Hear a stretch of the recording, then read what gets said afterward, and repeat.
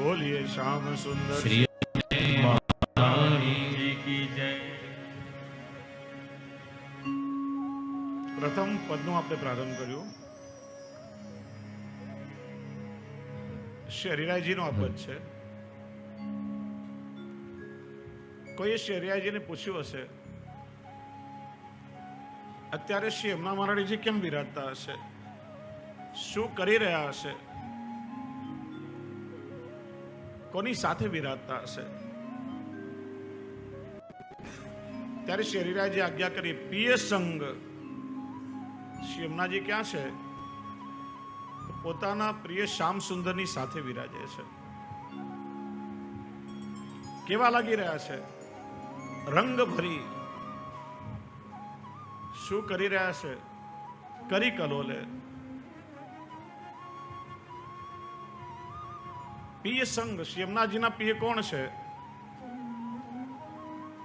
તો કે શ્રી ગોવર્ધન ધરણ. જો આપણા કોઈ નિકટના અત્યંત પ્રિય વ્યક્તિ માટે 3 કેટેગરી હોય: પ્રિય, પ્રિયતર અને પ્રિયતમ. કેવલ આપણી આંખોને જોવાના ગમે એ પ્રિય, આંખને પણ ગમે અને મનને પણ ગમે. પ્રિયતર, નેત્રોને પણ ગમે, મનને પણ ગમે, અને જે સદા માટે આત્મામાં વસી જાય એને કહેવાય પ્રિયતમ. પ્રભુ તો શ્રી યમુનાજીના પ્રિયતમ છે. અહીંયા કેવલ પ્રિય કેમ કહ્યું?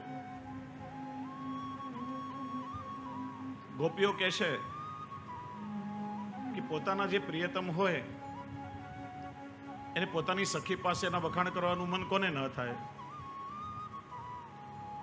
પણ આ તો અમને એવો પ્રિયતમ મળ્યો છે કે જેની પાસે એના વખાણ કરીએ ને એનું મન પણ એની અંદર લાગી જાય, એને પણ એ પ્રિય લાગવા માંડે. એટલા માટે પ્રિયતમના વખાણ પણ અમે કોઈની આગળ કરી શકતા નથી. માટે અહીંયા ભાવ ગોપ્ય રાખ્યો છે, કેવલ પ્રિય કહ્યું છે. ઠાકોરજી તો શ્રી યમુનાજીના પ્રિયતમ છે. અને પ્રિયતમ કોને કહેવાય? કે જેમને નિરખ્યા પછી ક્યારે અન્ય કોઈને નિરખવાનું મન ના થાય, જેમને શ્રવણ કર્યા પછી અન્ય કોઈને શ્રવણ કરવાનું મન ન થાય, જેનો સ્પર્શ કર્યા પછી આ જગતમાં અન્ય કોઈનો સ્પર્શ આપણને ન ગમે, જેના સાનિધ્ય પછી દુનિયામાં આપણને બીજા કોઈનું સાનિધ્ય ન ગમે, જેના શ્રીઅંગની સુગંધ એકવાર આપણને મળી હોય પછી આ જગતમાં બીજો કોઈ રસ આપણને ન ભાવે, એ પ્રિયતમ કહેવાય. અને એવા પ્રિયતમ શ્રી ગોવર્ધન ધર છે. તો શ્રી યમુનાજી સદાય ક્યાં બિરાજે છે? તો કે પ્રિય સંગ. શ્રી ગોવર્ધન ધરણની સાથે બિરાજે છે. શ્રી યમુનાજી કેવા લાગી રહ્યા છે? રંગ ભરી. પ્રભુના પ્રેમના રંગથી સદાય રંગાયેલા છે. કેમ કે આ પુષ્ટિ પુરુષોત્તમ પ્રભુ કરુણા સાગર છે, પ્રેમ સાગર છે, રસ સાગર છે. કોઈ વ્યક્તિને સાગરને મળવા જવું હોય, સાગર કોઈને મળવા ના આવે, વ્યક્તિએ સાગર પાસે જવું પડે. નદી સાગરને મળવા જાય, દરેક નદીઓની ગતિ સાગર તરફ હોય, પણ સાગર ક્યારે કોઈ નદીને મળવા ન જાય. પણ યદિ સાગરને કોઈને મળવા જવું હોય તો કઈ રીતે જાય? તો એ સાગરના, એ સમુદ્રના પાણીનું બાષ્પીભવન થાય, પોતાનું પાણી એક વાદળીમાં ભરે અને જ્યાં વરસવું હોય ત્યાં વાદળીના માધ્યમથી વરસે. એમ પ્રભુની ઈચ્છા થાય કે મારે મારા નિજજનો પર મારી કૃપા વરસાવી છે, મારે મારા નિજજનોને મળવું છે. પ્રભુ કઈ રીતે પધારે? કે જે સાગર એમને એમ ના જઈ શકે, તો કે છે શ્રી ગોવર્ધન ધર રસનો સાગર છે, અને શ્રી યમુનાજી એ પ્રભુના કૃપા રસથી ભરેલી વાદળી છે. અને એટલા માટે માનો ઠાકોરજીની મનમાં ઈચ્છા થઈ હશે કે મારે હવે અમરેલીના વૈષ્ણવ પર મારી કૃપા વરસાવી છે, તો એ નિકુંજ નાયક શ્રી યમુનાજીના માધ્યમથી આપ સૌના પર વરસી રહ્યા છે. યમુનાજીના માધ્યમથી પ્રભુ આપના પર કૃપા વરસાવી રહ્યા છે.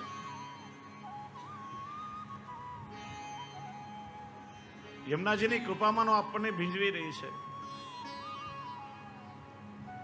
જુઓ શ્રી યમુનાજીમાં કેટલા રસ બિરાજે છે. આપણે લોકો તો ઘણા વૈષ્ણવના મોઢે સાંભળ્યું હોય કે શ્રી યમુનાજી એટલે સ્મર શ્રમજલાણું બી, કેવલ પ્રભુનું શ્રમજલ બિરાજે છે. બહુ સુંદર ભાવ બતાવ્યો કે શ્રી યમુનાજીમાં કેટલા રસો બિરાજે છે. જ્યારે ઠાકોરજીનું પ્રાગટ્ય થયું અને બ્રજમાં અલૌકિક નંદ મહોત્સવ મનાવવામાં આવ્યો, બધા ગોપી ગ્વાલ નૃત્ય કરી રહ્યા હતા, એકબીજા પર દૂધ છિડકાવ કરી રહ્યા હતા. કે છે ગોકુલમાં દધી કાદવ થઈ ગયો, બધા જ વ્રજભક્તો દૂધ દહીંથી તરબોળ થઈ ગયા. 3 દિવસ કે છે નંદ મહોત્સવ ચાલ્યો, સમયનું પણ કોઈને અનુસંધાન ના રહ્યું. 3 દિવસ પછી બધાને ભાન આવ્યું અને બધા પોતપોતાના ઘરે જઈ રહ્યા હતા. તો વિચાર્યું કે આ દૂધ દહીંથી ખરડાયેલા અમે ક્યાં ઘરે જઈએ, અને માર્ગમાં રસ્તામાં યમુનાજી આવ્યા તો બધા જ ગોપીગ્વાલોએ યમુનાજીમાં સ્નાન કર્યા. તો એ નંદ મહોત્સવનું જે દૂધ દહીં હતું એ બધું શ્રી યમુનાજીમાં ભળ્યું. ઠાકોરજીએ વેણુ નાદ કર્યો, ગોપીઓ પ્રભુની પાસે દોડતી દોડતી આવી. વેણુ નાદ કર્યા પછી ઠાકોરજીએ પોતાની એ વેણુને શ્રી યમુનાજીના જલમાં બોળી, એટલે ઠાકોરજીના અધરામૃતના જે બિંદુઓ હતા એ પણ શ્રી યમુનાજીના જલમાં ભળ્યા છે. ગોપીજનોએ કાત્યાયની વ્રત કર્યું, શ્રી યમુનાજીમાં ઠાડા રહી અને ગોપીજનોએ વ્રત કર્યું, પ્રભુને પોતાના પતિના રૂપમાં મેળવવા માટે વિનંતી કરી છે. એ વખતે ગોપીઓના હૃદયનો જે પ્રભુ પ્રત્યેનો અલૌકિક સ્નેહ હતો, અલૌકિક ભાવ હતો, એ પણ શ્રી યમુનાજીમાં ભળ્યો છે. મહારાસ કર્યા પછી ઠાકોરજીએ શ્રી યમુનાજીમાં જલ વિહાર કર્યો છે. મહારાસના સમયે ઠાકોરજીના શ્રીઅંગ પર જે શ્રમજલ ભારી પ્રગટ થયું, એ પ્રભુના શ્રમજલના બિંદુઓ પણ શ્રી યમુનાજીના જલમાં ભર્યા છે. ગોપીઓ જ્યારે પોતપોતાનું ગોરસ વેચવા માટે સાકરીખોના માર્ગથી મથુરા જાય અને માર્ગમાં ઠાકોરજી દાણ માગવા માટે ઠાડા રહે. ઠાકોરજીએ જે ગોપીજનોની ગોરસની મટકીઓ ફોડી અને દાનનું ગોરસ પણ બધું વહેતું વહેતું શ્રી યમુનાજીમાં ભળ્યું છે. પ્રભુની જ્યારે હોરીખેલ લીલા થઈ, હોરીખેલની લીલા થયા પછી કેસર ગુલાલ અબીરથી રંગાયેલા બધા બ્રજભક્તોએ શ્રી યમુનાજીમાં સ્નાન કર્યું. તો એ હોરીખેલનો ગુલાલ અબીલ ને કેસરનો રંગ પણ શ્રી યમુનાજીમાં ભળ્યો. 11 વર્ષ 52 દિવસ વ્રજલીલા કરી અને ઠાકોરજી પછી ગોકુલ છોડીને મથુરા પધાર્યા. વ્રજ ભક્તોને એક ચિર વિપ્રયોગનું પ્રભુએ દાન આપ્યું. અને ગોપીઓ પછી કહે છે ને, પહેલા તો કૃષ્ણ જ્યારે વ્રજમાં બિરાજતા હતા ત્યારે 6 ઋતુઓ વ્રજમાં આવતી. હેમંત પણ આવતી, શિશિર પણ આવતી, વસંત પણ આવતી, વર્ષા પણ આવતી, ગ્રીષ્મ પણ આવતી. પણ જ્યારથી પ્રભુ અમને છોડીને પધાર્યા, સદા રહેત પાવસ ઋતુ હમ પર, જબતે શામ સિધારે, નિષદિન બરસત નૈન અમારે. અમારા નેત્રો ક્યારે સુકાયા જ નથી. અને કહે છે કોઈ પણ વ્રજમાં નંદરાયજીને ત્યાં મળવા આવે અને પૂછે કે નંદરાયજીનું ઘર ક્યાં, જલની ધારા આવી રહી છે ને, એ નીકને સારે સારે ચાલ્યા જાઓ તમે. તો એ વ્રજ ભક્તોના જે અશ્રુ છે, એમના હૃદયનો તાપ ક્લેશ છે, એ પણ શ્રી યમુનાજીના જલમાં ભળ્યો છે. આ બધા જ રસ શ્રી યમુનાજીમાં બિરાજે છે. પીએ સંગરંગ ભરી કરી કલોલે. આવા શ્રી યમુનાજી પ્રભુની સાથે ખૂબ ખેલી રહ્યા છે, વિહાર કરી રહ્યા છે, પ્રભુને રીઝવી રહ્યા છે, પ્રભુને મનાવી રહ્યા છે. તો કે યમુનાજી ઠાકોરજીને રીઝવી કેમ રહ્યા છે? ઠાકોરજીને મનાવવાનું કારણ શું? તો કે સબન કો સુખ દેન, પોતાના ભક્તોને સુખ દેવા માટે. યમુનાજી ઠાકોરજીને પ્રસન્ન કરે અને પ્રસન્ન થઈને ઠાકોરજી યમુનાજીને કંઈ માગવાનું કહે તો યમુનાજી શું માગે કે પ્રભુ મારા અમુક જીવ ઉપર આપ કૃપા કરો, મારા ફલાણા જીવના મનોરથો પૂર્ણ કરો. પેલો જીવ આપની નિત્ય લીલાથી વિખોટો પડીને કેટલાય સમયથી આ સંસારમાં ભટકી રહ્યો છે અને લાગે છે પ્રભુ આપ એને ભૂલી ગયા છો, પણ હવે આપે જીવને શરણમાં લો. એ નિજજનો પર કરુણા વિચારી શ્રી યમુનાજી ઠાકોરજીને મનાવી રહ્યા છે. જો યમુનાજી ઠાકોરજીની સાથે ખેલી રહ્યા છે, પણ શ્રી યમુનાજીનું ચિત્ત તો પોતાના ભક્તોમાં લાગી રહ્યું છે, ભક્તના સુખનો વિચાર કરી રહ્યું છે. કેમ કે કોઈ માં પોતાના ગ્રહ કાર્યમાં ગમે તેટલી વ્યસ્ત હોય, જો પુષ્ટિ માર્ગમાં પણ બે મૈયા છે, ઠાકોરજીના મૈયા એ યશોદા મૈયા અને સમગ્ર વૈષ્ણવના મૈયા એટલે શ્રી યમુના મૈયા. અને માં ભલે કોઈ પણ કામ કરી રહી હોય, માનું ચિત્ત હંમેશા પોતાના બાળકના સુખનો વિચાર કરતું હોય. બાળક જરા જેટલો સાદ કરે તો 1000 કામ છોડીને પણ માં દોડતી દોડતી આવે. માં બાળકો પર જેટલી કરુણા વરસાવી શકે એટલી આ જગતમાં બીજું કોણ વરસાવી શકે?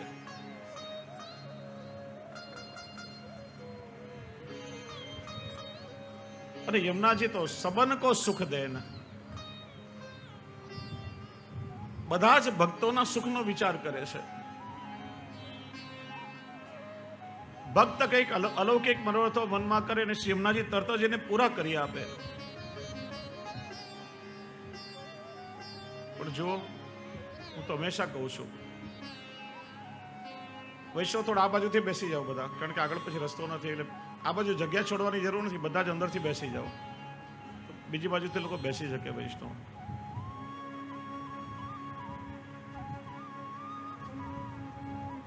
આપણે તો શ્રી યમુનાજી પાસે વારંવાર માગણી કરીએ છીએ સુખની, પણ શ્રી યમુનાજી કેવા કૃપાળુ મૈયા છે કે પોતાના ભક્તો પાસે કોઈ અપેક્ષા રાખ્યા વગર નિરપેક્ષ ભાવથી પોતાના ભક્તો પર સતત કૃપા વરસાવતા રહે છે. આપણે વારંવાર આપણા સુખની માગણી યમુનાજી પાસે કરીએ, પણ શ્રી યમુનાજીને પોતાના ભક્તો પાસે ક્યારેય કોઈ અપેક્ષા હોતી નથી. 50-55 વર્ષ પહેલા જે લોકો નિશાળમાં ભણ્યા હશે ને, જૂના સમયની વાત છે, એ વખતે ગુજરાતીના પાઠ્યપુસ્તકમાં એક પાઠ આવતો, દીનુનું બિલ. દીનુ નામનો એક 6-7 વર્ષનો બાળક દરરોજ એની માં ઘરનું કામ કરે અને પેલું બાળક માને ઘર કામમાં જે નાથી થાય કઈ ને કઈ મદદ કરે. એક વાર પેલા બાળકના મનમાં વિચાર આવ્યો કે દરરોજ આ પેલા ઇસ્ત્રી વાળો ને શાકભાજી વાળો અને પેલો દૂધ વાળો, ઘરનું કામ કરવા વાળા બધા કામ કરીને પોતપોતાનું બિલ મૂકે ટેબલ પર, અને દરરોજ મારી માં એ બધાના બિલ પાસ કરી દે, બધા મળી જાય. હું પણ દરરોજ મારી માને કામમાં મદદ કરું છું, હું પણ મારું એક નાનકડું બિલ બનાવું, મને પણ કંઈક રૂપિયા મળી જાય. પેલા દીનુએ પોતાનું બિલ બનાવ્યું કે આજ 2 કલાક નાની બેનને રમાડી એનું બિલ 10 પૈસા.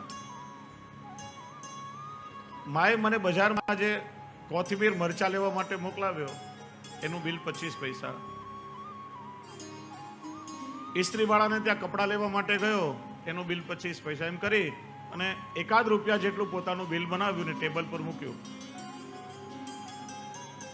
કે બધાના બિલ પાસ થાય છે, મારું બિલ પણ સવારે પાસ થઈ જશે. સવારે પેલી એની માં જાગી, ટેબલ પર આ બિલ જોયું અને માં હસવા લાગી અને માએ સામે પોતાનું એક બિલ બનાવ્યું. બેટા 9 મહિના સુધી મેં મારા પેટમાં તને સાચવી રાખ્યો, તારું પોષણ કર્યું, એનું બિલ શું? 0. તારો જન્મ થયો, મારા દૂધથી મેં તારું પોષણ કર્યું, એનું બિલ 0. નાનપણમાં તું માંદો પડ્યો, 6 7 દિવસ રાત સુધી ઉજાગરા કરી, મેં તારી ચાકરી કરી, એનું બિલ 0. નાનપણમાં મેં તારા બાળો ત્યાં ઉપાડ્યા, એનું બિલ 0. તને હાથ પકડીને દરરોજ નિશાળે મૂકવા માટે જતી હતી, એનું બિલ 0. મા પાસે તો ઘણી બધી આઈટમો હોય, માએ બધી પોતાની આઈટમો લખીને છેલ્લે સરવાળો મૂક્યો 0. સવારે પેલો દીનો જાગ્યો, એને વિચાર્યું કે ટેબલ પર મારો રૂપિયો મને મળી જશે. જોયું તો પોતાના બિલની પાસે માનું એક બિલ હતું. પેલા જોયું, વિચાર્યું કે આટલા કામ કરી અને માં નીચે સરવાળો મૂકે 0 ને હું માં પાસે કોથમીર મરચા લાવવાના પૈસા માંગુ. એની આંખમાંથી આંસુ સરી પડ્યા. માનો ભાવ હંમેશા પોતાના બાળકો પાસે નિરપેક્ષ હોય. માં ક્યારે પોતાના બાળકો પાસે કોઈ અપેક્ષા ના રાખે. એમ આપણે યમુનાજી પાસે વારંવાર આપણા સુખની માંગણી કરીએ, પણ શ્રી યમુનાજી પોતાના ભક્તો પાસે ક્યારે કોઈ અપેક્ષા રાખતા નથી. યમુનાજીનો તો એક જ ભાવ છે, સબન કો સુખ દેન પિય સંગ કરત સેન. જેમ એક વાદળી પોતાનામાં જળ ભરી અને બધા તરસ્યાઓ ઉપર વરસાવે, એમ શ્રી યમુના મહારાણીજી પણ પ્રભુને રીઝવે અને પ્રભુની કૃપા પોતાના ભક્તો પર વરસાવે છે. હે પ્રભુ, આપ મારા પેલા જીવની સુધી લેજો.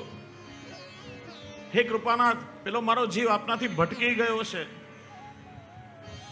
ભલે દોષોથી ભરેલો જીવ હોય છે તો આપનો જીવ. આપ તો કૃપાળુ છો, જીવ કદાચ આપને ભૂલી જાય પણ પ્રભુ આપ કૃપા કરીને ભૂલશો નહીં, આપ એને છોડશો નહીં.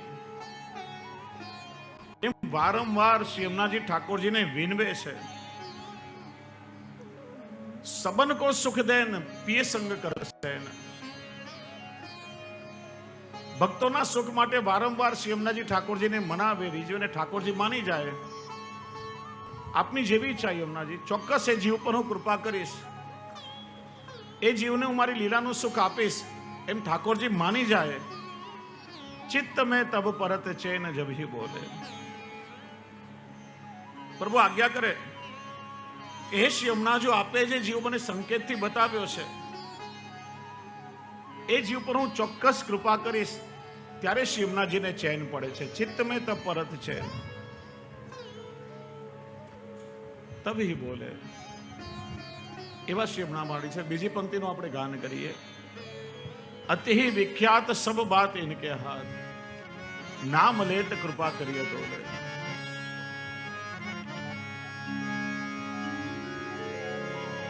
अति विख्यात सब बात इनके हाथ, नाम लेत ही कृपा करिय तो रे. શ્રી યમુનાજી કેવા છે કે અતિ વિખ્યાત. શ્રી યમુનાજી અતિ વિખ્યાત કેમ છે કે જ્યારે જ્યારે ભગવાન ભક્તોને છોડીને ક્યાંય પધાર્યા છે ને, શ્રી યમુનાજીની કૃપાથી મળ્યા છે. જેમને પ્રભુ સરળતાથી મળ્યા છે ને એમને કેવલ શ્રી યમુનાજીની કૃપાથી મળ્યા છે. બાકી પુરાણોમાં જો, સાહિત્યમાં તમે જો, હજારો વર્ષો સુધી ઋષિ મુનિઓએ તપશ્ચર્યા કરી, ભગવાન કઈ જલ્દી રીઝા નથી એમના પર. પણ ધ્રુવ પરાશર આભિષ્ટ દે, ધ્રુવજી 5 વર્ષના બાળક અને મધુવનમાં યમુનાજીના તટ પર તપ કરવા ગયા. નારદજી ઉપદેશ આપ્યો કે તમે મધુવન નામનું ક્ષેત્ર છે જ્યાં સદાય ભગવાન શ્રી એનો વાસ છે, ત્યાં મધુવનમાં જઈ યમુનાજીના તટ પર તમે અને ઠાકોરજી તરત જ પ્રસન્ન થઈ ગયા. મધુરવનમ નૃત્ય દિદીક્ષયાગત, પ્રભુ પ્રસન્ન થઈ પોતે આજે ભક્તના દર્શન કરવા પધાર્યા છે. જો બહુ સુંદર વાત બતાવી છે અહીંયા, હું તો કથાઓમાં પણ વારંવાર કહું છું. પ્રભુ પોતે ભક્તના દર્શન કરવા પધાર્યા છે. ભક્ત તો ભગવાનના દર્શન કરીને રાજી થાય, પ્રસન્ન થાય. પણ હજારો ભક્તોની ભીડમાં ભગવાનની દ્રષ્ટિ પણ કોઈ એવા ભક્તને શોધી રહી હોય કે જે ભગવાન પાસે કઈ માગવા ના આવ્યો હોય, કેવલ ઠાકોરજીને માગવા આવ્યો હોય. આપણે બધા ઠાકોરજીના દર્શન કરવા જઈએ છીએ ત્યારે માગણીનું કેટલું લાંબુ લિસ્ટ હોય છે. મને ગાડી પણ જોઈએ, બંગલો પણ જોઈએ, પદ પણ જોઈએ, પ્રતિષ્ઠા પણ જોઈએ, સંતાન પણ જોઈએ, અને છેલ્લે મને ઠાકોરજી પણ જોઈએ. આમ ઠાકોરજી પણ જોઈએ ત્યાં સુધી ઠાકોરજી ના મળે. પ્રભુને ગૌણ બનાવશો ત્યાં ઠાકોરજી નહીં મળે તમને. મને કેવલ પ્રભુ જ જોઈએ એવો ભાવ હશે તો ઠાકોરજી મળશે. ઠાકોરજી તો કહે છે કે હજારો ભક્તો મારી પાસેથી કઈ ને કઈ માગવા માટે આવે છે, પણ છે કોઈ એવો ભક્ત જે કેવલ મને માગવા આવ્યો હોય, એની પ્રેમની દોરીથી બંધાવવા હું તૈયાર છું.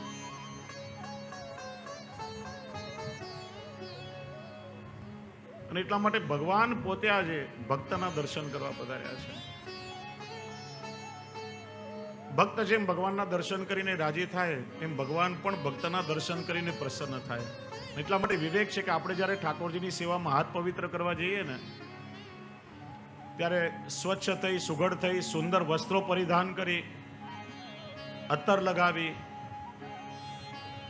મુખમાં આપણે પ્રસાદી બીરી કે મુખવાસ લઈને જવું જોઈએ કે જેથી આપણા મુખની દુર્ગંધ પણ ઠાકોરજીને ના આવે.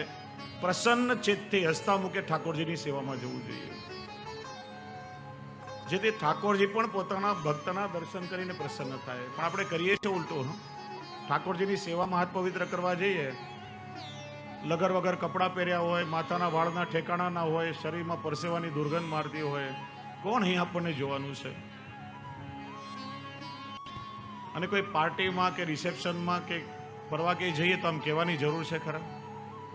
3-4 કલાક બ્યુટી પાર્લરમાં બગાડીને જઈએ, કેમ કે દુનિયા ત્યાં આપણને જોવાની છે. અને દુનિયાના લોકો આપણને જોશે તોય શું આપી દેશે આપણને? અને એને રાજી રાખવા માટે આખું જીવન આપણે ઘસી નાખીએ છીએ. જેની પાછળ આખું જીવન આપણી જાત ઘસી નાખીએ અને કઈ સાર ન નીકળે એનું નામ તો સંસાર છે. અને જે પ્રભુ પ્રસન્ન થઈ જાય અને ક્ષણ માત્રમાં આપણને પોતાના સ્વરૂપાનંદનું દાન આપી દે, એ પ્રભુના સુખનો આપણે વિચાર નથી કરતા. ભગવાન પોતે ભક્તના દર્શન કરવા પધાર્યા અને આટલી જલ્દી પ્રભુ પ્રસન્ન થાય એનું કારણ શું?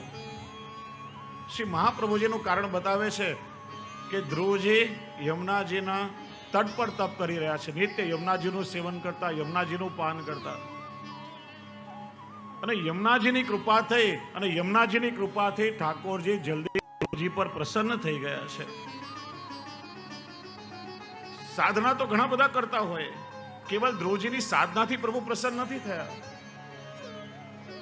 પણ ઠાકોરજી જલ્દી પ્રસન્ન થયા એનું કારણ શ્રી યમુનાજીની કૃપા થઈ.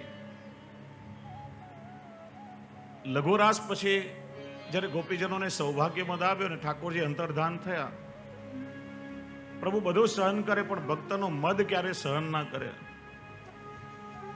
ગોપીઓ પ્રભુને શોધવા માટે નીકળી, રુદન કર્યું. છેલ્લે ગોપીઓ ક્યાં ભેગી થઈ? પુનઃ પુલીનમાં આગળ છે, યમુનાજીના પુલીન પર ગોપીઓ ભેગી થઈ છે, જ્યાં ભેગા થઈને ગોપી ગીતનું ગાન કર્યું. આ પુલીન એટલે નિકુંજમાં પ્રવેશવાનું મુખ્ય દ્વાર કહેવાય છે કે કુંભનદાસજીનું ગામ જમનાવતા, ત્યાં શ્રી યમુનાજીનું પુલિન આવ્યું છે. પુલિનના જુદા જુદા અર્થો લોકો કરે છે. પુલિનનો એક અર્થ એવો કર્યો કે ચારે તરફ જલ હોય ને વચ્ચે ઘણી જગ્યાએ યમુનાજીમાં ભૂમિ ઉપસે ને બહાર આવ્યો હોય, ટાપુ જેવો થયો, કેમ કે ત્યાં પણ પ્રભુની લીલા છે. જલ વિહાર લીલા, વન વિહાર લીલા, સ્થળ વિહાર લીલા, પુલિનમાં પ્રભુની લીલા છે. પણ વાસ્તવમાં પુલિન એટલે નિકુંજમાં પ્રવેશવાનું મુખ્ય દ્વાર. બાકી ઘાટ તો અનેક છે, રામ ઘાટ, શ્યામ ઘાટ, બીજા ઘાટ અનેક, નિકુંજો પણ ઘણી છે. આદિ પુરાણમાં બતાવ્યું યમુનાજીમાં 93 કરોડ નિકુંજ છે. પણ આ નિકુંજમાં પ્રવેશવાનું મુખ્ય દ્વાર એટલે પુલિન. અને ત્યાં આવીને ગોપીજનોએ રુદન કર્યું અને ગોપી ગીતનું ગાન કર્યું. ત્યારે યમુનાજીની કૃપાથી ઠાકોરજી પ્રસન્ન થયા છે. પ્રભુની કૃપાથી પ્રભુ પાછા મળ્યા છે. શ્રી હરિરાયજી આજ્ઞા કરે છે, યમુનાજી કેવા છે? અતિ વિખ્યાત. અતિ વિખ્યાત એટલા માટે કેમ કે શિવ વિરંચી દેવસ્તુ, શિવજી ને બ્રહ્માજી જેવા દેવો પણ યમુનાજીની સ્તુતિ કરે છે. સામાન્ય ભક્તો હોય કે મોટા મોટા દેવો હોય, આ બધા જ શ્રી યમુનાજીનું આરાધન કરે છે. ભગવાન ભલે કોઈ સાધનથી જીવને મળે કે ના મળે,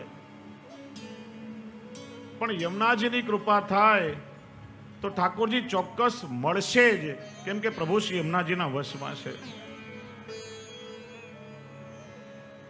યમુનાજીની કૃપા થાય તો જીવે પ્રભુ પાસે ના જવું પડે, પણ ઠાકોરજી પોતે એ જીવને શોધતા શોધતા પધારે. એનું કારણ કાલે પણ આપણે જોયું કે પ્રભુના પ્રેમ રસનું દ્રવીભૂત સ્વરૂપ એટલે શ્રી યમુનાજી. પ્રભુના પ્રેમનો પ્રવાહ, અને પ્રવાહ ક્યારે સ્થિર ન રહે, પ્રવાહ સદા વહેતો રહે. અને એટલા માટે યમુનાજીના સ્વરૂપનું જો આપણે દર્શન કરીએ તો શિયસમાં કમળની માળા છે ને, એક ચરણ પાછળ છે ને એક ચરણ આગળ છે. યમુનાજીના ચિત્રમાં 2 ચરણ સાથે નથી, કેવળ ઠાડા નથી. અને માણસ જ્યારે ચાલતો હોય ને તો એક પગ આગળ અને એક પગ પાછળ હોય. એમ શ્રી યમુનાજી સતત ગતિશીલ છે. યમુનાજીની ગતિ નિરંતર ઠાકોરજી તરફ છે. એટલા માટે એક ચરણ આગળ છે ને એક ચરણ પાછળ છે. આપણું સામર્થ્ય નથી કે આપણે પ્રભુના તરફ ગતિ કરી શકીએ, પણ જે શ્રી યમુનાજી નિરંતર ઠાકોરજી તરફ ગતિ કરી રહ્યા છે, એ શ્રી યમુનાજીના ચરણ પકડી લઈએ તો આપણી ગતિ સહજ આપણા ઠાકોરજીના તરફ થઈ જાય. શ્રી યમુનાજી એટલે પ્રભુના પ્રેમનો. જો તમે તળાવમાં નાવા જાઓ, સ્વિમિંગ પુલમાં તમે કૂદો તો તમારે જાતે તરીને કિનારા સુધી પહોંચવું પડે, તમારે મહેનત કરવી પડે. પણ તમે નદીના વહેતા પ્રવાહમાં કૂદો ને, મહેનત ના કરવી પડે, પ્રવાહ તમને સામેથી તાણીને લઈ જાય. વગર પરિશ્રમે જ્યાં પ્રવાહ વહેતો હોય એની સાથે સાથે તમે તણાયા કરો. એમ શ્રી યમુનાજી એ શ્રી કૃષ્ણના પ્રેમનો વહેતો પ્રવાહ, કે પ્રવાહમાં કૂદ્યા પછી, એમાં પડ્યા પછી આપણા હાથમાં કંઈ ન રહે. એ પ્રવાહ સામે ચાલીને સ્વતઃ આપણને પ્રભુના ચરણારવિંદ સુધી પહોંચાડી દે. અને પ્રભુના ચરણમાં જીવ પહોંચે ત્યારે જીવનું કલ્યાણ થાય. એટલા માટે કહ્યું અતિ વિખ્યાત. અતિ વિખ્યાત કેમ? કેમ કે સબ બાત ઇનકે હાથ. બધું શ્રી યમુનાજીના હાથમાં છે. જો ઠાકોરજીના લીલામાં 4 યુથ છે, સ્વામિનીજી, ચંદ્રાવલીજી, કુમારિકા અને યમુનાજી. દરેક યુથના જીવોનો પોતપોતાની નિકુંજ છે, પણ કે છે યમુનાજીના નિકુંજના જે જીવો છે ને, એમનો દરેક નિકુંજમાં પ્રવેશ, એમને ક્યારે કોઈ રોકે નહીં. યમુનાજીની નિકુંજના જીવો કોઈ નિકુંજમાં પ્રવેશ મળે. એટલે જેને શ્રી યમુનાજી મળ્યા એને પ્રભુ મળ્યા, જેને શ્રી યમુનાજી મળ્યા એને વ્રજ લીલાનું સુખ મળ્યું. એક પ્રસંગ વાંચ્યો હતો. કે એક પિતા પોતાના કામમાં બહુ વ્યસ્ત હતા ને પેલું એનું બાળક વારે ઘડીએ પિતાને મનાવે કે પપ્પા મારી સાથે રમવા ચાલો, પપ્પા સન્ડે છે, ચાલો થોડી વાર મારી સાથે રમવા ચાલો. અને એ પિતા થોડા કામમાં વ્યસ્ત હતા. વિચાર્યું, પોતાની પાસે એક પઝલ પડી હતી જેમાં જુદા જુદા પીસ હતા અને એમાં વ્રજલીલાનો આખો નકશો બનાવવાનો હતો. વિચાર્યું કે આ બાળકને કામમાં વળગાડું કે થોડી વારમાં હું મારું કામ કરી લઉં. બેટા એક કામ કર, આ પઝલને તો સોલ્વ કરીને લઈ આવો, પછી આપણે રમવા માટે જઈએ. પપ્પાએ વિચાર્યું કે વ્રજલીલાના વ્રજના આખા જુદા જુદા સ્થળનો નકશો એમાં છે. મને કયું સ્થળ ક્યાં આવ્યું હજી બરાબર ખબર નથી, તો પેલા નાનકડા બાળકને કેવી રીતે ખબર પડશે? કમસે કમ એકાદ કલાક તો એને લાગશે જ, ત્યાં સુધી મારું કામ પતાવી લઈશ. પણ 5-7 મિનિટ થઈ અને પેલો બાળક આખો નકશો બનાવીને લઈ આવ્યો. પિતાએ જોયું તો વ્રજનું જે સ્થળ જ્યાં હોવો જોઈએ તે બરાબર એને ગોઠવ્યું હતું. પિતાને બધી વાત ગયો અને વ્રજ તો નથી, મને પણ અનુભવ નથી, તું તો એકાદ બે માંડ મારી સાથે પડી કે કયું સ્થળ રીતે ગોઠવ્યો. ત્યારે બાળકે કહ્યું કે પપ્પા તમે મને સલાહ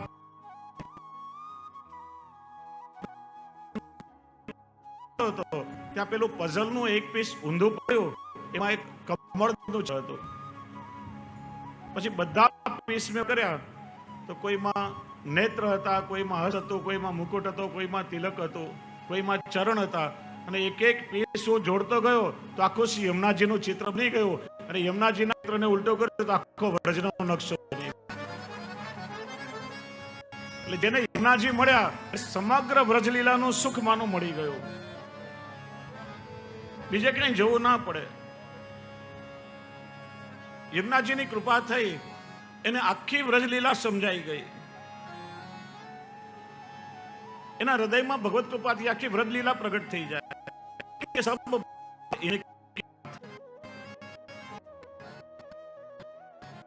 શ્રી યમુનાજીએ પુષ્ટિ છે અને માર્ગમાં પ્રવેશ પણ શ્રી યમુનાજીની કૃપાથી થાય છે.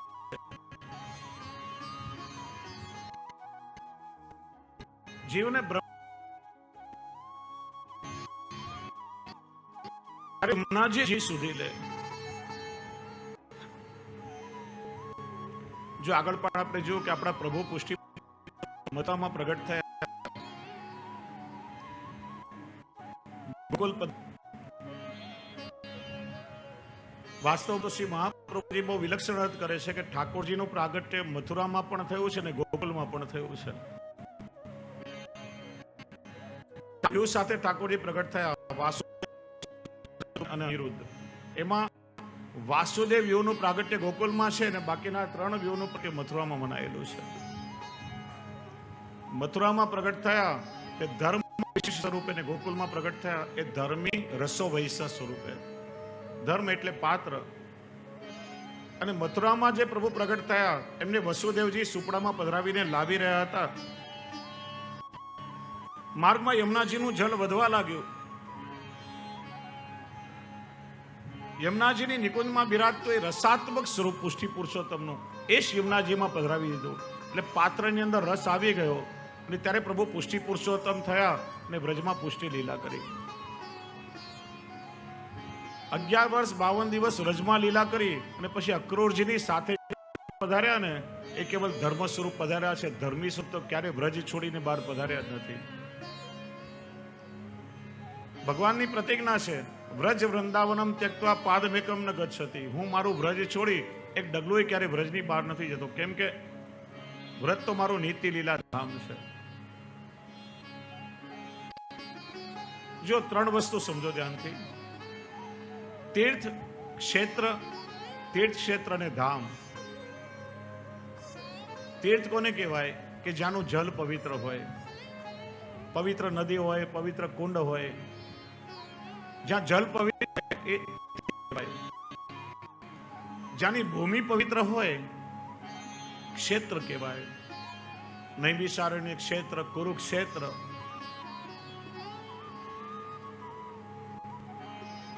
કુરુક્ષેત્રને તીર્થ ક્ષેત્ર માન્યું છે.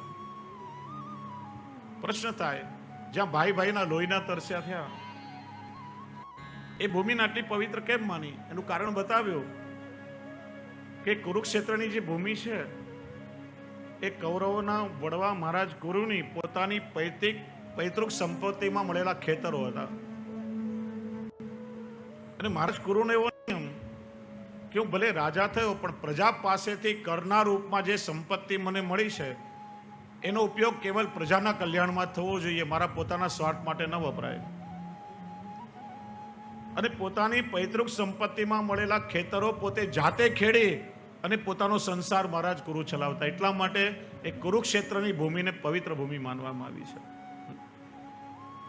તો ધ્યાનથી સમજો, જલ પવિત્ર એ તે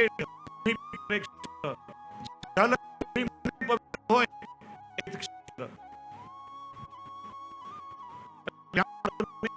હોય એ કહેવાય ધામ, ગૌલોક ધામ.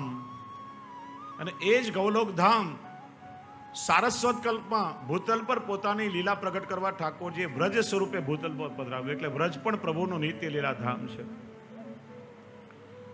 ચંપારણ્ય પણ ધામ છે, જ્યાં સ્વયં ભગવદ વદનાવતાર વૈશ્વાનર અગ્નિ મહાપ્રભુ શ્રી વલ્લભાચાર્યજીનું પ્રાગટ્ય થયું. અને મારા નિવાસ સ્થાનથી થોડેક આગળ ગંગાપુજીની એક વાવડી છે. અત્યારે સ્થાન રિનોવેશનમાં છે. ગંગાપુજીની વાવડી છે, ગામની અંદર એ સ્થાન છે. મહાપ્રભુજીના પ્રાગટ્ય સમયે એ વાવડીમાંથી શ્રી નંદરાયજી યશોદા બ્રજ લીલા કરી સારા કલ્પમાં પ્રાગટ્ય સમયે જે નંદ મહોત્સવ મનાવ્યો એવો જ મહોત્સવ ચંપારણ્ય ધામમાં મનાવ્યો. આખી બ્રજ લીલા ત્યાં પ્રગટ થઈ.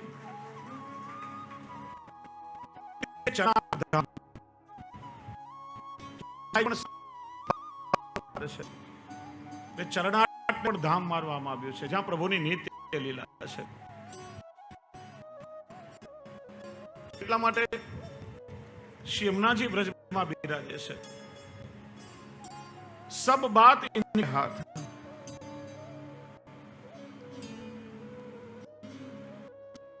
બ્રજમંડળમાં બિરાજે છે. એટલા માટે વૈષ્ણવ એક વસ્તુ ધ્યાનથી સમજો કે પુષ્ટિ માર્ગમાં શ્રીનાથજી, શ્રી યમુનાજી, શ્રી ગિરિરાજજી,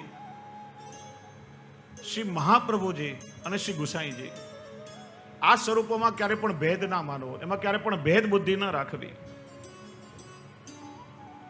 આ બધા સ્વરૂપોમાં એક સરખું સામર્થ્ય છે. બધા ભલે દેહથી જુદા જુદા સ્વરૂપથી પ્રાગટ્ય જુદું જુદું હોય, પણ વસ્તુતા બધા જ ભગવત સ્વરૂપો એક રૂપ છે અને બધામાં સમાન સામર્થ્ય છે. પણ શ્રીનાથજી, શ્રી ગિરિરાજજી, શ્રી મહાપ્રભુજી, શ્રી ગુસાઈ બધાએ કે છે ને પોતપોતાની જે કૃપાનો ખજાનો છે ને એ પોતાની કૃપાની તિજોરીની ચાવી માનો શ્રી યમુનાજીના હાથમાં આપી દીધી છે. શ્રી યમુનાજી કૃપા કરે તો શ્રીનાથજી કૃપા કરે, શ્રી યમુનાજી કૃપા વિચારે તો શ્રી ગિરિરાજજી કૃપા કરે, શ્રી યમુનાજી કૃપા વિચારે તો શ્રી વલ્લભ કૃપા કરે, શ્રી યમુનાજી કૃપા વિચારે તો શ્રી ગુસાઈજી કૃપા કરે. યમુનાજી કૃપા કરે તો પ્રભુની વ્રજલીલામાં જીવનો પ્રવેશ થાય અને એ વ્રજલીલા જીવના હૃદયમાં સ્ફુરિત થાય. હવે વિચારો કે કોઈ આટલો બધો વિખ્યાત હોય, આટલો બધો પાવર કોઈની હાથમાં હોય, આટલી બધી જેની કોઈની નામના હોય, તો એ માણસ કેટલો દુર્લભ હોય, જલ્દી કોઈને ના મળે. એની તો એપોઇન્ટમેન્ટ લેવી પડે. આટલો બધો પાવર જેની પાસે હોય તો સરળતાથી કોઈને ના મળે. પણ આપણા શ્રી યમુનાજી કેવા કૃપાળુ છે કે નામ લેત કૃપા કરી હતો લે. શ્રી યમુનાજીનો સ્વભાવ કેવો છે કે કોઈ જીવ શ્રી યમુનાજીનું નામ પણ સ્મરણ કરે. કાલે આપણે જોયું ને, સદા ને મુદા શુદ્ધ હૃદયથી કોઈ જીવ શ્રી યમુનાજીને યાદ કરે તો પણ સહેજમાં શ્રી યમુનાજીની કૃપા એ જીવ પર વરસી પડે છે. એ છે ને, દુનિયામાં ગમે તેટલી ભણેલી ગળેલી માં હોય, કોઈ પણ એક કક્ષાએ પણ ભલે પહોંચી હોય, ચાહે ભલે ને એ મિનિસ્ટર હોય કે ચીફ મિનિસ્ટર કોઈ પણ હોય, એક ઊંચા પદ પર પણ એ માં બેસેલી હોય, પણ એનું નાનકડું બાળક કાલી ગેલી ભાષામાં માને યાદ કરે ને તો બધા કામ છોડી અને માં પોતાના બાળક પાસે દોડતી દોડતી આવે. એમ ભક્ત જ્યારે શ્રી યમુનાજીને પોકારે, કેવલ હે શ્રી યમુના મૈયા એટલું નામ માત્ર ભક્ત જ્યારે લે તો પણ શ્રી યમુનાજી વ્યાકુળ થઈ જાય. અને જ્યાં ભાવથી ભક્ત યમુનાજીનું નામ લે ત્યાં તો દોડતા દોડતા શ્રી યમુના મૈયા પધારે. અને એવું નથી કે 84-252 વૈષ્ણવના સમયમાં જ કૃપા થતી હતી. આજે પણ અનેક જીવોનો અનુભવ છે. અનેક ભક્તોને આજે પણ શ્રી યમુનાજીની કૃપાનો અનુભવ થતો રહ્યો છે. આ બધી લીલાઓ આજે પણ પ્રગટ છે. જો આપણે ત્યાં કહેવાય નિત્ય લીલા, શબ્દ પર ધ્યાન આપજો. નિત્ય શબ્દના બે અર્થ થાય. નિત્ય એટલે દરરોજ, અને નિત્ય એટલે શાશ્વત, ઇટરનલ. પ્રભુની નિત્ય લીલા મંગળાથી શયન સુધીની જે ઠાકોરજીની નિત્યની દિનચર્યા છે એ નિત્ય સેવાનો ક્રમ, એટલે આપણે કહીએ ને નિત્ય સેવા. અને નિત્ય એટલે ઇટરનલ. એવું તમે ના કહી શકો કે પેલા ઠાકોરજીની લીલા થઈ હતી, આજે પણ ઠાકોરજીની લીલા અવિરત ચાલી રહી છે, કેમ કે પ્રભુની નિત્ય લીલા છે. અને આજે પણ અનેક ભક્તોને શ્રી યમુનાજીની કૃપાનો અનુભવ થતો રહ્યો છે. અને એટલા માટે ભગવદીઓ ગાય છે, શ્રી યમુનાજી પરમ કૃપાલ, જગત મેં શ્રી યમુનાજી પરમ કૃપાલ. આજે પણ સતત શ્રી યમુનાજીની કૃપા પોતાના જીવો પર વરસી રહી છે. અને અનેક પુષ્ટિ જીવોને, અનેક ભક્તોને શ્રી યમુનાજીની કૃપાનો અનુભવ થઈ રહ્યો છે.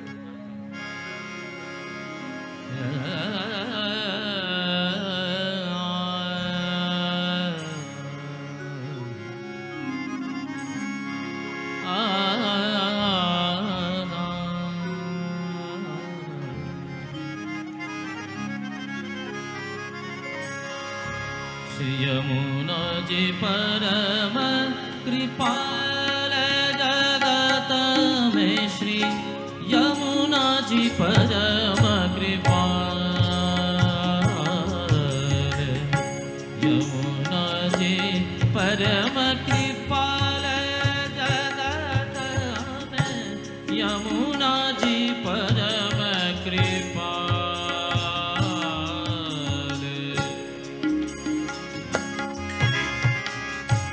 विनती करत तुरत सुननी, विनती करत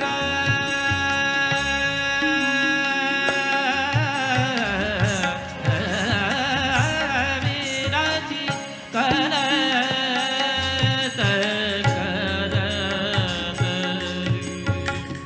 विनती करत तुरत सुननी, भई मोपे दयाल, जगत में यमुनाजी परम कृपाल. जगत में यमुनाजी परम कृपाल, जगत में यमुनाजी परम कृपाल.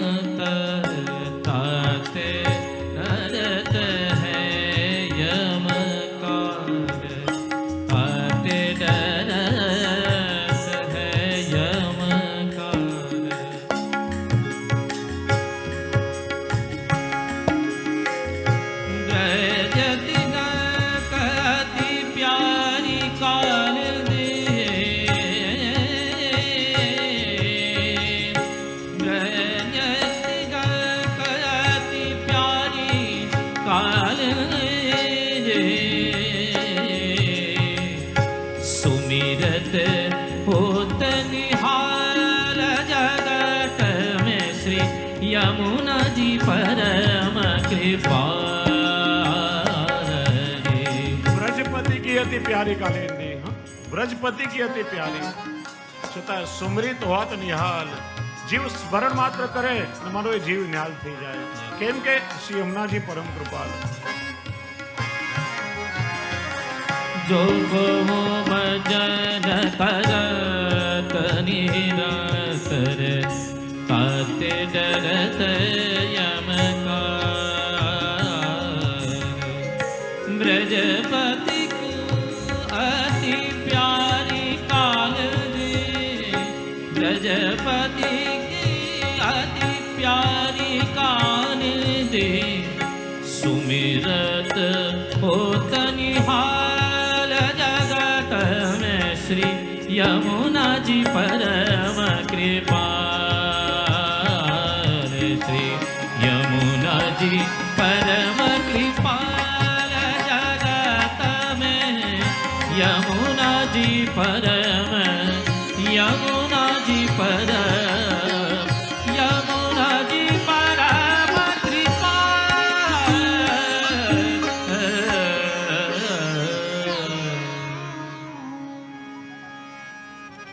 ब्रजपति की अति प्यारी कालिंदी, सुमरित होत निहाल। ક્યાંય પણ બેસીને જીવ ભલે ને સ્મરણ કરે। એવું નથી કે યમુનાજી ખાલી બ્રજમાં જ બિરાજે ત્યાં જ ભક્તો પર કૃપા કરે। જો ભગવત સ્વરૂપો છે ને એમની મહત્તા લોક વેદાતીત અને દેશ કાલાતીત છે। એમને કોઈ દેશની સીમાઓ રોકી ના શકે કે કાળની મર્યાદા પણ એમને અવરોધી ના શકે કે એ સમયમાં કૃપા થતી હતી અને હવે કલિયુગમાં ના થાય એવું પણ નથી। જો કો મજ્જન કરત નિરંતર, તાતે ડરપત હે યમકાલ।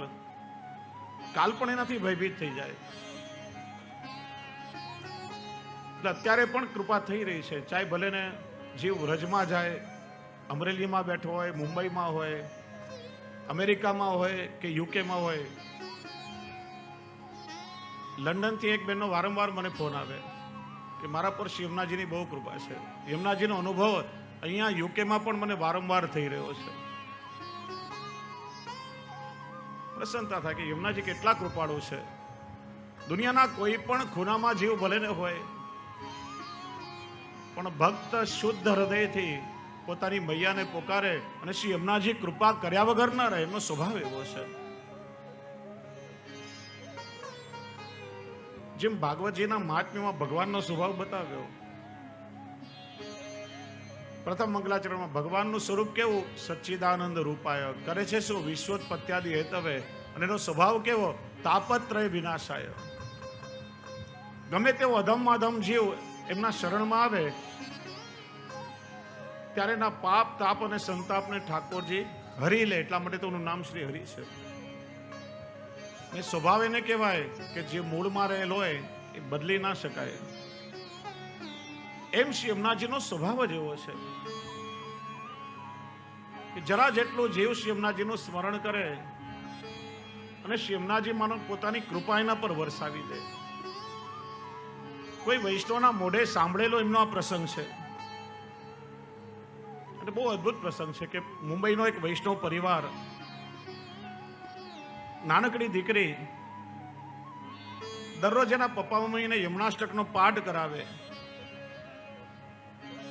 5 વર્ષની દીકરીને યમુનાષ્ટક મોઢે આવડી ગયો ને દરરોજ હૃદયપૂર્વક શ્રી યમુનાષ્ટકનો પાઠ કરે અને શ્રી યમુનાજીનો કંઈક સંકેત એને મળે। એકવાર પેલી દીકરીએ કહ્યું કે પપ્પા, હું જ્યારે યમુનાષ્ટકનો પાઠ કરું છું ત્યારે શ્રી યમુનાજી માનો મને એવું કહે છે કે તું મને ક્યારે મળવા આવીશ, તું મને ક્યારે મળવા આવીશ। પપ્પા કે બેટા તને યમુનાજી આવો અનુભવ કરાવે છે, ભાગ્યશાળી છે। ચોક્કસ બેટા આપણે યમુનાજીના દર્શન કરવા જઈશું। ઉનાળાનું મે મહિનાનું વેકેશન પડ્યું અને પપ્પા મમ્મી ક્યાંય હિલ સ્ટેશન પર જવાનો પ્લાન કરતા હતા। ત્યાં પેલી 5 વર્ષની દીકરીએ કહ્યું કે પપ્પા, હિલ સ્ટેશન પર તો આપણે દર વર્ષે વેકેશનમાં ફરવા જઈએ છીએ, પણ વારે ઘડીએ મારા શ્રી યમુનાજી મને બોલાવે છે કે તું ક્યારે મને મળવા આવીશ, ક્યારે મને મળવા આવીશ। પપ્પા, મારે યમુનાજીના દર્શન કરવા જવું છે। જ્યારે હું યમનાષ્ટકનો પાઠ કરું ત્યારે મને યમુનાજી પોકારીને કહેતા હોય કે બેટા તું ક્યારે મને મળવા આવીશ? પપ્પા મારે યમુનાજીના દર્શન કરવા છે. આ 5 વર્ષની બાળકીનો ભાવ જોઈ માતા પિતાને પણ આનંદ થયો કે આ ઉંમરમાં બધા બાળકો ફરવા જવાનો વિચાર કરતા હોય, ત્યાં આ નાનકડી દીકરીને યમુનાજીના દર્શન કરવાનો ભાવ છે. આપણે ચોક્કસ મથુરા યમુનાજીના દર્શન કરવા જઈશું. એ પરિવારે મથુરાની ટિકિટ કઢાવી અને પછી દિલ્હીથી આગળ જ્યાં ફરવા જવાનું હતું ત્યાંની આગળની ટિકિટ કઢાવી. પરિવાર આવ્યો મથુરા, યમુનાજીના દર્શન કર્યા. સાંજે વિશ્રામ ઘાટ પર યમુનાજીની આરતી થઈ રહી હતી. પેલી નાનકડી બાળકી ટગર ટગર યમુનાજીના દર્શન કરી નિરખીને મનમાં હરખાઈ રહી હતી. દર્શન કર્યા, એનું મન ખૂબ ભરાયું. દર્શન કરીને પાછા વળ્યા, ત્યાં માનો યમુનાજીએ એના અંતરમાં કંઈક પ્રેરણા કરી. તો આજે પહેલી વાર મારા દર્શન કરવા આવી છે, તો શું મારા માટે કંઈ લાવી નથી? પેલી દીકરી પપ્પાને કે પપ્પા મારા યમુનાજી મને કંઈક કહી રહ્યા છે, મારી અંદરથી કંઈક અવાજ આવી રહ્યો છે. મારા શ્રી યમુનાજી મને કહી રહ્યા છે કે તું મારા માટે કંઈ લાવી નથી. પપ્પા મને કંઈક આપો. મારા શ્રી યમુનાજી મારી પાસે કંઈક માગી રહ્યા છે. પપ્પા કે બેટા તારો યમુનાજીના દર્શનનો મનોરથ હતો. આપણે હોટલમાં ઉતર્યા, ત્યાં જે તૈયાર થઈ અને દિલ્હી પહોંચવાનું છે, ત્યાંથી આગળ ફ્લાઇટ પકડવાની છે. પેલી બાકી કે પપ્પા મને કંઈક આપો, મારા યમુનાજી મારી પાસે કંઈક માગી રહ્યા છે. પપ્પાએ ખિસ્સામાં હાથ નાખ્યો. બીજું તો કંઈ હતું નહીં, પણ 2 રૂપિયાના સિક્કા હાથમાં નીકળ્યા, ખિસ્સામાંથી નીકળ્યા. દીકરીને આપ્યા અને એ 2 રૂપિયા લઈને પેલી જેવી આગળ જાય ને, ત્યાં તો યમુનાજીની આરતી પૂરી થઈ સાંજે, અને હજારો દર્શનાર્થીઓની ભીડ ત્યાંથી છૂટી, ધક્કામુક્કી થવા લાગી. પપ્પાએ દીકરીનો હાથ પકડી દીધો, બેટા ભીડમાં આપણાથી ન જવાય, આ ભીડમાં તું એટલે કંઈ ખોવાઈ જઈશ અને આપણને જવાનું મોડું થાય છે. પેલી કે પપ્પા મને જવા દો, મારા યમુનાજી મારી પાસે માગી રહ્યા છે. પણ પપ્પા એને હાથ પકડીને ખેંચીને લઈ ગયા. ફ્લાઇટમાં જવાનું હતું. પેલી દીકરી રડતી રહી કે મારા યમુનાજીએ મારી પાસે કંઈક માગ્યું, હું આપી ન શકી. હે મૈયા, હું આપની પાસે ન આવી શકી. કે આ પ્રસંગને વર્ષો વીતી ગયા. દીકરી મોટી થઈ, એના લગ્ન પણ વિદેશના કોઈ યુવક સાથે થયા. વિઝા પણ એના થઈ ગયા. હવે કાયમ માટે આ દેશ છોડી અને પોતાના પતિ પાસે એને વિદેશ જવાનું હતું. પિતા કહેવા લાગ્યા, બેટા હવે તું કાયમ માટે અમને છોડીને ચાલી જઈશ. પાછી હવે તો ક્યારે આવી શકે કોને ખબર છે. અમે પણ તને ત્યાં મળવા ક્યારે આવીએ કંઈ નક્કી નહીં. બેટા તારા મનમાં કોઈ ઈચ્છા રહી ગઈ હોય તો કે, હજી પણ તારી ઈચ્છા અમે પૂરી કરી શકીએ. પેલી બાળકે કે પપ્પા મારે શ્રી યમુનાજીના દર્શન કરવા છે. સારું બેટા, કઈ વાંધો નહીં, તારે યુરોપના અમુક દેશમાં જવાનું છે તો દિલ્હીથી પણ ત્યાંની ફ્લાઇટ તને મળશે. આપણે મથુરા યમુનાજીના દર્શન કરવા જઈએ અને દિલ્હીથી તું તારા દેશમાં જવાની ફ્લાઇટ પકડી લેજે. પેલી દીકરી મથુરા આવી છે. આટલા વર્ષો થયા, નાનપણની ઘટના એ ભૂલી ગઈ. શ્રી યમુનાજીનું પાન કર્યું, માર્જન કર્યું, યમુનાજીનું પૂજન કર્યું. નેત્રોમાંથી અશ્રુ વહી રહ્યા છે કે હે યમુના મૈયા, હવે મને આપના દર્શન ક્યારે થશે? હું તો કાયમ માટે હવે આ દેશ છોડીને જઈ રહ્યો છું, ખબર નહીં કે ક્યારે પાછી આવીશ. હે યમુના મહારાણીજી, હું તો જીવું છું, હું કદાચ આપને ભૂલી જાઉં, પણ આપ મને ક્યારે ના ભૂલતા. જેવું શ્રી યમુનાજીને દંડવત કરી અને કારમાં બેસવા જઈ રહી હતી, ત્યાં 6-7 વર્ષની એક બાળકી દોડતી દોડતી પેલી પાસે આવી અને પેલી દીકરીનો હાથ પકડીને કે મને 2 રૂપિયા આપ. આ ઘટના તો પેલી ભૂલી ગઈ હતી. પેલી વિચારે કે આ વેશભૂષા પર તો બહુ સારા ઘરની દીકરી લાગે છે અને મારી પાસે આમ 2 રૂપિયા કેમ માગે છે. પેલી સમજી ના શકી. ગાડી દિલ્હી તરફ ઉપડી, પેલી આંખો બંધ કરીને બેસી ગઈ. ત્યાં પેલી નાનપણની ઘટના એને યાદ આવી કે હું પહેલી વખત જ્યારે મથુરા આવી હતી, મારા યમુના મૈયાએ મારી પાસે કંઈક માગ્યું અને પપ્પાએ ખિસ્સામાંથી 2 રૂપિયા કાઢીને આપ્યા અને હું યમુનાજીમાં પધરાવા જતી હતી. ત્યાં ભીડ છૂટીને યમુનાજીને ધરી ન શકી. કદાચ મારા યમુનાજી તો મારી પાસે માગવા નહીં આવ્યા હોય.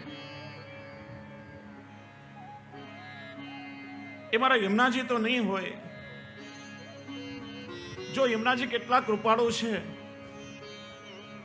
હું તો ભૂલી ગઈ, હું તો એમને ના ઓળખી શકી, પણ મારા શ્રી યમુનાજી મને ના ભૂલ્યા.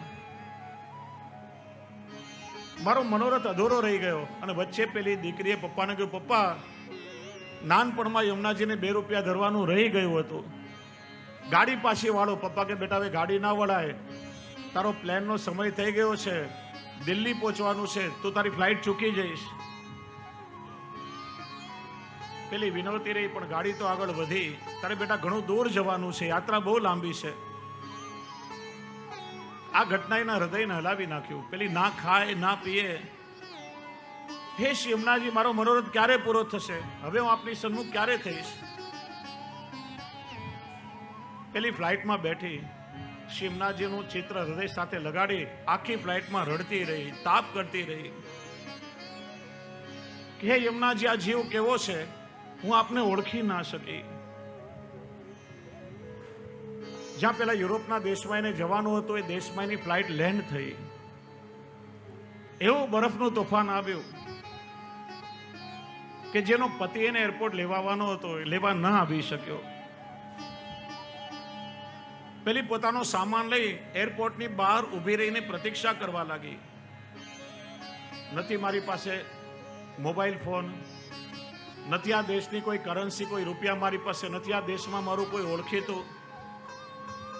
જ્યાં બીજા બધા લોકો કોઈને કોઈ સાધન કરીને પોતપોતાના ઘરે જવા લાગ્યા, પેલી ગભરાતી ગભરાતી ઊભી રહી. કોઈક ભારતીય દેખાયો, એની પાસે એનો મોબાઈલ લઈને પોતાના પતિને ફોન કર્યો કે હું લેન્ડ થઈ ગઈ છું, તમે હજી સુધી મને ના લેવા આવ્યા. કે આજે આ બરફનું એવું તોફાન આવ્યું છે કે બધા રસ્તાઓ બંધ થઈ ગયા છે અને કલાકો સુધી રસ્તા નહીં ખુલે, મારાથી એરપોર્ટ નહીં પહોંચાય. એક કામ કર, તારી પાસે ઘરનું એડ્રેસ છે, કોઈ પણ સાધન કરી ટેક્સી કરીને તું ઘરે પહોંચી જા અને પાડોશીને ત્યાં મેં ઘરની ચાવી મૂકી છે, તું ઘર ખોલીને અંદર જતી રહેજે. પેલીની આંખમાં આંસુ આવી રહ્યા છે કે મૈયા, મારાથી શું અપરાધ થયો? શું આપે મારી પાસે 2 રૂપિયા માંગ્યા, હું આપને ના ધરી શકી, અપરાધની આ સજા છે? હે મૈયા, મારો અપરાધ ક્ષમા કરો. હું કેવી રીતે મારા ઘરે પહોંચીશ? ત્યાં એને જોયું કે કોઈ એક ભારતીય બેન ટેક્સી લઈને એની પાસે આવીને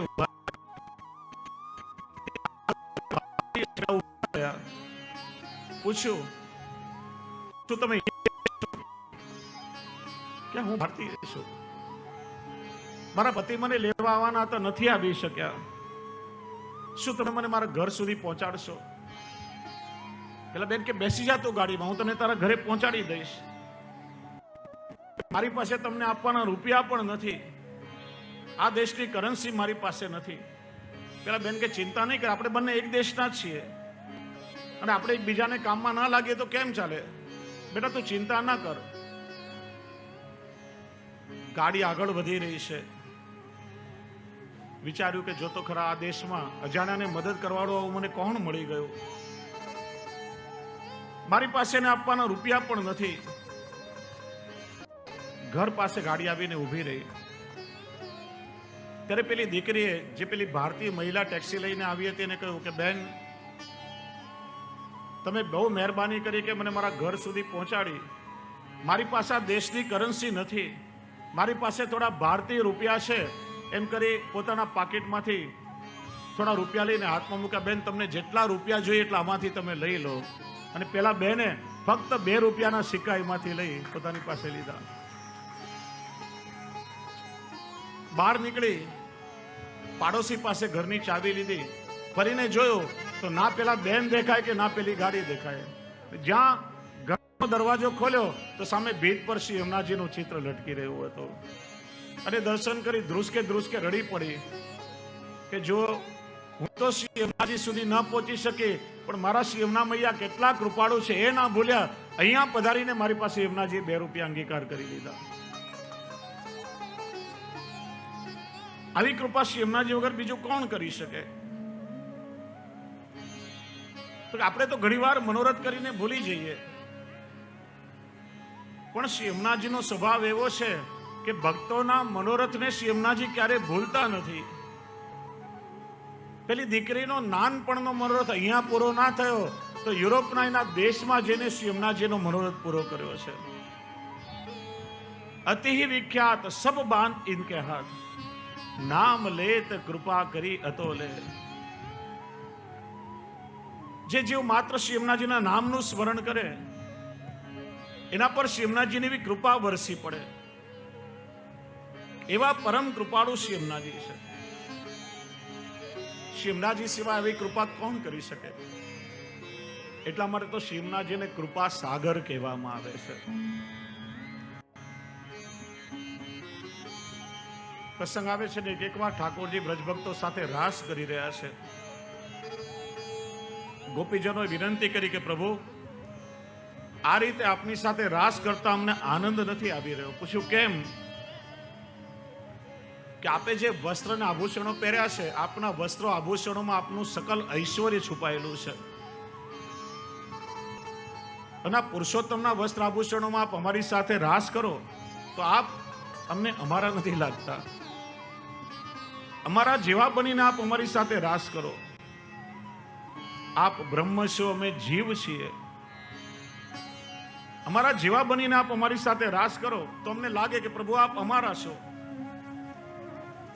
ઠાકોરજી કે મારા વસ્ત્ર આભૂષણો વડા તો કરું, પણ મારા વસ્ત્રો ને આભૂષણોમાં મારું સકલ ઐશ્વર્ય રહેલું છે, એને નીચે ધરતી પર ના મુકાય. અને તમારામાંથી યદિ કોઈ મારા વસ્ત્ર અને આભૂષણોને સાચવે તો હું રાસ કરું. જે મારા વસ્ત્ર અને આભૂષણોને સાચવે એને રાસનું સુખ ના મળે. કોઈ ગોપીજનો પ્રભુના વસ્ત્ર આભૂષણો સાચવવા તૈયાર ના થયા, કેમ કે દરેક બ્રજભક્તોને પ્રભુના રાસનું સુખ જોઈતું હતું. અને એ સમયે ત્યાં શ્રી યમુનાજી પધાર્યા અને શ્રી યમુનાજી આજ્ઞા કરી કે હે બ્રજભક્તો, તમે ચિંતા ના કરો, આ પ્રભુના વસ્ત્રો અને આભૂષણોને હું સાચવીશ. અને બ્રજભક્તોને પ્રભુના રાસનું સુખ મળે એટલા માટે ઠાકોરજીના વસ્ત્ર આભૂષણો યમુનાજીએ પોતે સાચવ્યા. અને શ્રી યમુનાજીએ વસ્ત્રો અને આભૂષણો ધારણ કર્યા એટલે ઠાકોરજીનું સકલ ઐશ્વર્ય શ્રી યમુનાજીમાં આવી ગયું. ઠાકોરજી ઈશ્વર તો યમુનાજી ઈશ્વરી બની ગયા. પણ શ્રી યમુનાજી કે પ્રભુ, મારે આપના સમાન નથી થવું, મારે તો આપની સેવા કરવી છે, મારે તો આપનું સુખ સાચવવું છે. ત્યારે ઠાકોરજી કે મારું ઐશ્વર્ય તો હવે મેં આપને આપી દીધું. ત્યારે શ્રી યમુનાજી કે ઐશ્વર્ય મારે નથી રાખવું, પણ 2 સ્થાનની અંદર આપ આ ઐશ્વર્યને વહેંચી દો, એક તો મારી રજમાં અને બીજું મારા નામમાં. એટલા માટે શ્રી મહાપ્રભુજી આજ્ઞા કરે કે શ્રી યમુનાજીના નામમાં જ એમનું સકલ ઐશ્વર્ય સમાયેલું છે. જ્યાં જીવ શુદ્ધ હૃદયથી શ્રી યમુનાજીનું નામ માત્ર લે,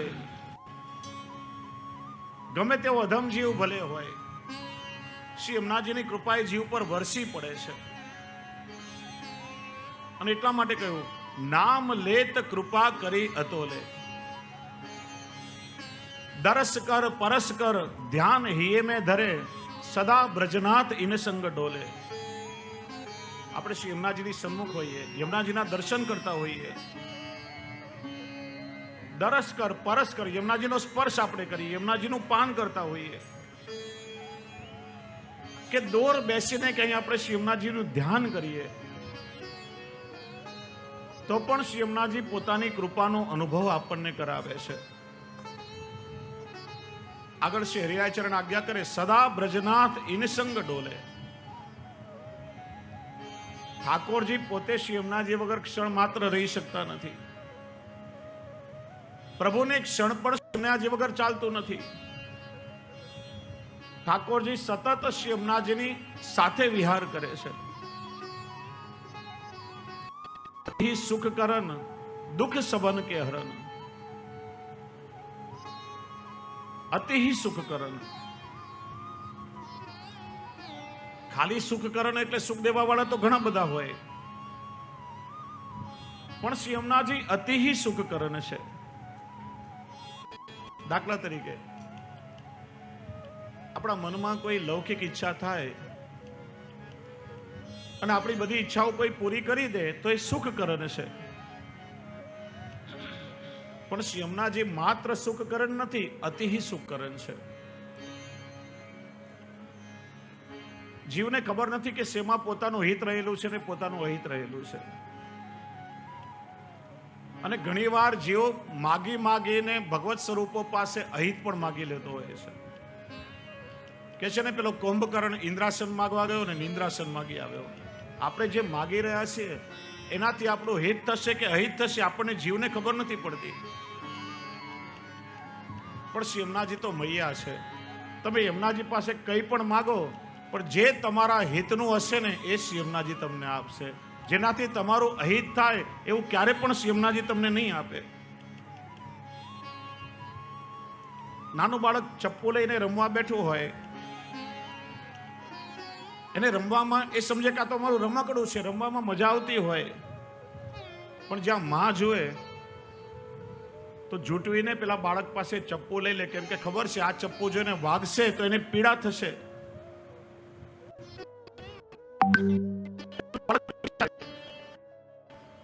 આ માએ મારું રમકડું કેમ લઈ લીધું? પણ માં સમજે છે કે જે અત્યારે એને સુખદાયી લાગે છે એના માટે દુઃખદાયી થઈ શકે, એને પીડા આપી શકે, અને એટલા માટે શ્રી યમુનાજી એ ભક્તને એવો જ સુખ આપશે કે જેના હિતમાં હોય। જેનાથી એનું અહિત થવાનું હશે એવું યમુનાજી ક્યારે પણ નહીં આપે। કે છે ને કે કલ્પ વૃક્ષ નીચે બેસીને તમે કોઈ પણ કામના કરો ને એ તમારી બધી ઈચ્છાઓ પૂરી થઈ જાય।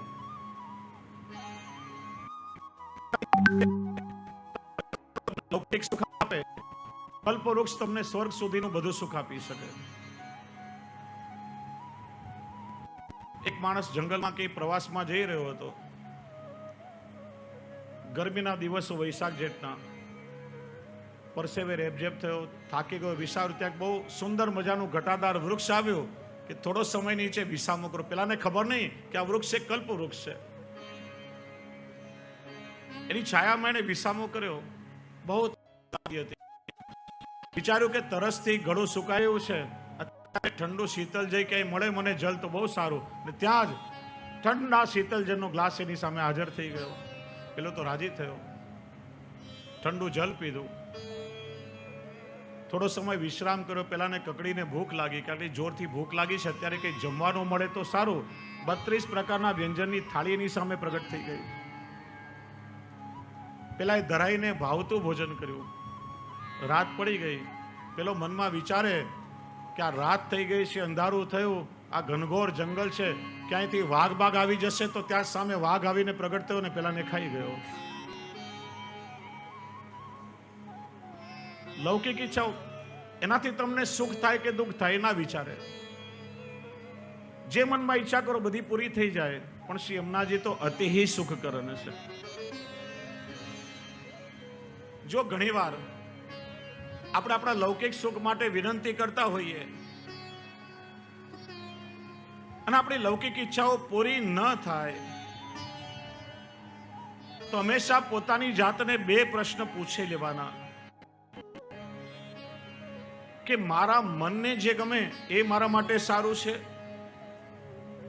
કે જેનાથી મારું હિત થવાનું હોય એ મારા માટે સારું છે?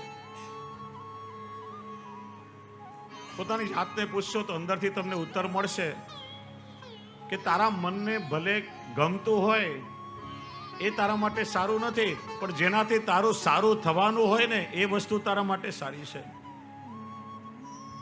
શ્રી યમુનાજી તો અતિ સુખ કરન છે। ભલે તમે ગમે તેટલી લૌકિક માગણી કરો તો શ્રી યમુનાજી તમને કૃપા કરી અને એ જ આપશે તમારું હિત થવાનું હોય। જે વસ્તુ ભવિષ્યમાં તમારા માટે દુઃખરૂપ હોય એવું યમુનાજી તમને ક્યારે પણ નહીં આપે. તમે વિચાર કરો કે વર્ષો જૂનો તમારો અંતરંગ મિત્ર હોય, જેને દરેક વસ્તુમાં તમને સાથ આપ્યો હોય, ક્યારે તમારી વાત ટાળી ના હોય. તમે બંને મિત્રો પહાડ પર ફરવા ગયા, પહાડના શિખર પર તમે ઊભા રહ્યા. તમે તમારા મિત્રને કહો કે મિત્ર, આખી જિંદગી આપણે એકબીજાની સાથે રહ્યા, મારી દરેક ઈચ્છાઓ તે પૂરી કરી, મારી છેલ્લી ઈચ્છા છે કે તું આ પહાડ પરથી મને ધક્કો મારી દે. તો પેલો મારે ખરા? હા કે ના? સાચો મિત્ર હોય તો ધક્કો ના મારે. એમ તમે યમુનાજીને વિનંતી કરો કે ઠાકોરજીને વિનંતી કરો, પ્રભુ મારે આ લૌકિક સુખ જોઈએ છે. પણ ઠાકોરજી પણ વિચારે કે આ વસ્તુથી એને દુઃખ થશે, અને એવી વસ્તુ ઠાકોરજી તમને ક્યારે ના આપે. અને એટલા માટે બધી રીતે આપણે તૈયારી કરીને ભલે ને બેઠા હોઈએ, પણ લૌકિકમાં ક્યારેક આપણું કાર્ય અટકી જાય, લૌકિકમાં ક્યારેક આપણી ઈચ્છા પૂરી ન થાય, તો વિચારજો કે ઠાકોરજી મને બચાવી રહ્યા છે, કે એનાથી મારું અહિત થવાનું છે. અને ઠાકોરજી ક્યારે અહિત નહીં થવા દે. આટલું સમજમાં આવી ગયું તો તમારું વૈષ્ણવી જીવન સરળ થઈ જશે. લૌકિકમાં ક્યાંક તમે અટવાયા અને વર્ષોથી તમારું એ લૌકિક કામ પૂરું ન થઈ રહ્યું હોય, તો વિચારો કે ઠાકોરજી મને બચાવી રહ્યા છે, કેમ કે એનાથી ભવિષ્યમાં મારું અહિત થવાનું હશે. અને મારા પ્રભુ ક્યારે મારું અહિત નહીં થવા દે. એટલા માટે કહ્યું અતિહિ સુખ કરન. શિવના જે લૌકિક નહીં પણ અલૌકિક સુખના દાતા છે. દુઃખ સબન કે હરન, એ હી લીનો પરન દે ઝુકો લે. પરન એટલે પ્રાણ. શિવનાજી તો પ્રાણ લીધું છે કે જે મારા જીવો છે, જે મારા ભક્તો છે, એમના બધા દુઃખોને હું હરી લઈશ, એમનું અત્યંત સુખ આપીશ. એ જીવનું ક્યારે હું લૌકિકમાં અહિત નહીં થવા દઉં. આગળ શેરિયાજી આજ્ઞા કરે છે, એસી સિયમને જાન તુમ કરો ગુણગાન. તમે આવા શિવનાજીને જાણો અને નહીં રહી શકો. અને તમે યમુનાજીને જાણશો અને માણશો તો યમુનાજીના ગુણગાન ગાયા વગર નહીં રહી શકો.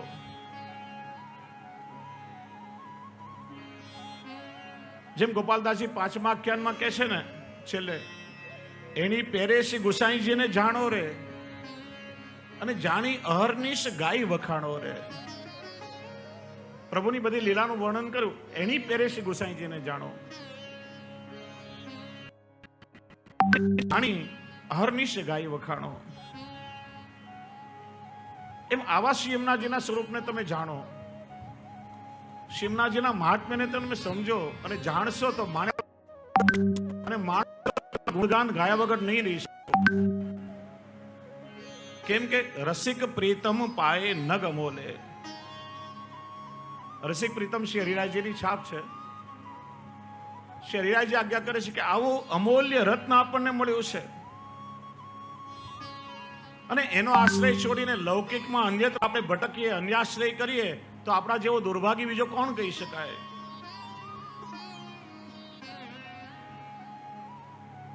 એમ પ્રથમ પદમાં શ્રી યમુનાજીનું મહાત્મ્ય શ્રી હરિરાયજીએ બતાવ્યું, નામનું મહાત્મ્ય પ્રગટ કર્યું. હવે આવા શ્રી યમુનાજી આપણને મળે તો ક્યાં મળે? તો બીજા પદમાં શ્રી હરિરાયજી યમુનાજીનું કાયમી સરનામું આપણને બતાવે છે. બીજા પદનું આપણે સાથે ગાન કરીએ.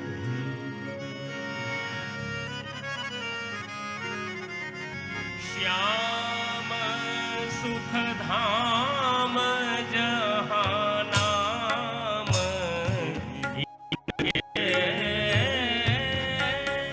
શ્યામ સુખ ધામ જહાં નામ ઇનકે, શ્યામ સુખ ધામ જહાં નામ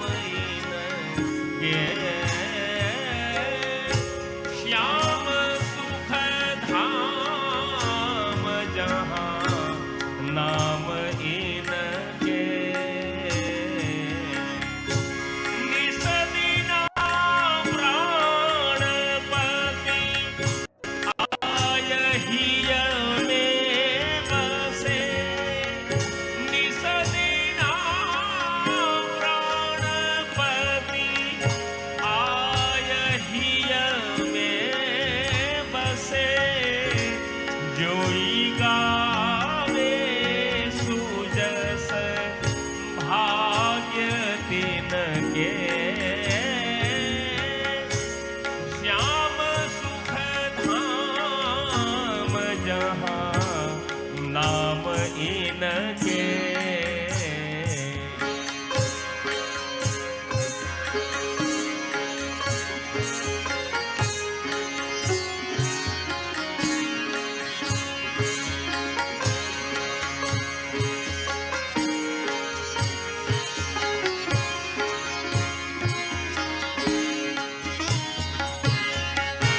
यही जग में सार कहत बारंबार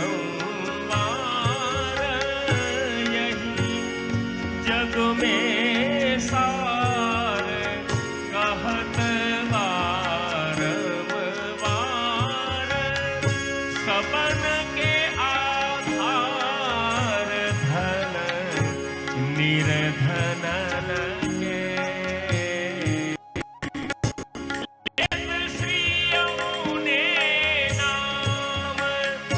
देत अभय पददान लेत श्री यमुने नाम देत अभय पददान रसिक प्रीतम पिया बस जो इनके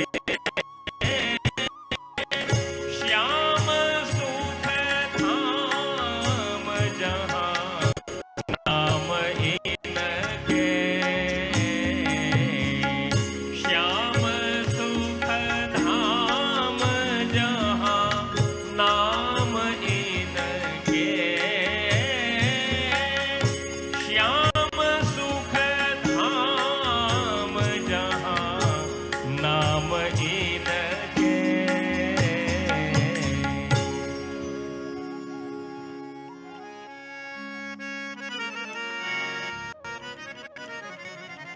શરીરાય પ્રભુચરણના બીજા પદમાં શ્યામનાજીનું કાયમી સરનામું આપણને આપે છે કે શ્યામનાજી આપણને મળે તો ક્યાં મળે? જીવ ઘણા પ્રયત્ન કરે, ઘણા સાધનો કરે, પણ પ્રભુ મળે કે ના મળે? જીવ યાત્રાઓ કરે તો ઠાકોરજી મળે કે ના મળે? યજ્ઞોનું આયોજન કરે, જપ કરે, તપ કરે, પ્રભુને મળવું હોય તો મળે, નહીં તો ના મળે. કેમ કે ઠાકોરજી કોઈ પ્રભુ કૃપા સાધ્ય છે. ઘણી વાર આપણે લોકો વિચારીએ કે 5 માળાઓ કરશું તો ઠાકોરજીની કૃપા થઈ જશે, સત્સંગમાં આવીને બેસ્યું તો ઠાકોરજીની કૃપા થશે, યાત્રાઓ કરવા જશું તો ઠાકોરજીની કૃપા થશે, ઘરમાં ઠાકોરજીની સેવા કરશું તો કૃપા થશે. હું તમને એક પ્રશ્ન પૂછું કે 5 માળાઓ કરીએ તો ઠાકોરજીની કૃપા થાય, તો કૃપાની મહત્તા વધે કે માળાની મહત્તા વધી ગઈ? હા, મહત્તા વધી જાય. 5 માળાઓ કરીએ તો કૃપા થાય, તો કૃપા કરતા માળાનું મહત્વ વધી જાય ને. યાત્રા કરીએ તો કૃપા થાય, તો કૃપા ગૌણ થઈ ગઈ, યાત્રાની મહત્તા વધી ગઈ. 5 માળાઓ કરીએ તો કૃપા ના થાય, ઉલટો ઠાકોરજીની કૃપા થાય તો વર્ષોથી કબાટમાં મૂકેલી જડેને ફેરવવાનું મન થાય. યાત્રાઓ કરીએ તો કૃપા ના થાય, એમની કૃપા થાય ત્યારે વ્રજમાં જવાનું સૌભાગ્ય મળે. ઠાકોરજીની સેવા કરીએ તો કૃપા ન થાય, પણ એમની કૃપા થાય ને ત્યારે સેવે બનીને આપણા ઘરે પધારે અને આપણી સેવા અંગીકાર કરે. એમ સત્સંગમાં આવીએ તો કૃપા ન થાય, પણ શ્રી યમુનાજીની કૃપા થઈ એટલા માટે તમે બધા અહીંયા આવી શક્યા છો. બાકી અમરેલીમાં શું આટલા જ વૈષ્ણવ છે?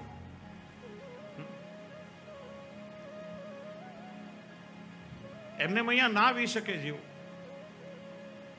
આનું તો વારંવાર કહું છું. હમણાં આપણે ત્યાં 2 પ્રકારના જીવ છે, ઇલેક્ટેડ અને સિલેક્ટેડ. હમણાં ઇલેક્શન ગયું ને, પ્રજાના દ્વારા જે ઇલેક્ટેડ હોય ને એ 5 વર્ષ સુધી રાજ્ય સરકાર કે કેન્દ્ર સરકારની ખુરશી પર બેસે, પણ મારા ઠાકોરજીને યમુનાજી દ્વારા સિલેક્ટેડ હોય ને એ અહીંયા આવીને સત્સંગમાં બેસી શકે.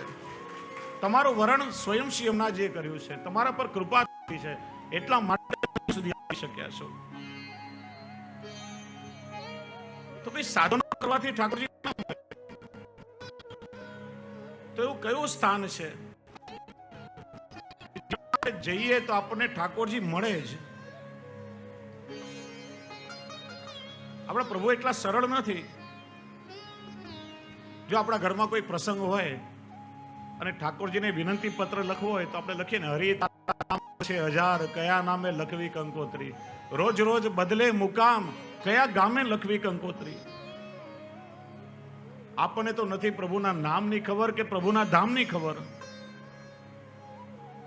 તો પ્રભુને આમંત્રણ આપવા જઈએ તો કઈ રીતે જઈએ? તો શ્રી હરિયાઈજી આપણને પાકું સરનામું બતાવે છે, શ્યામ સુખધામ જહાં નામ ઇનકે. યાત્રામાં પ્રભુને શોધ્યા તો ના મળ્યા, તીર્થ શોધ્યા તો ના મળ્યા,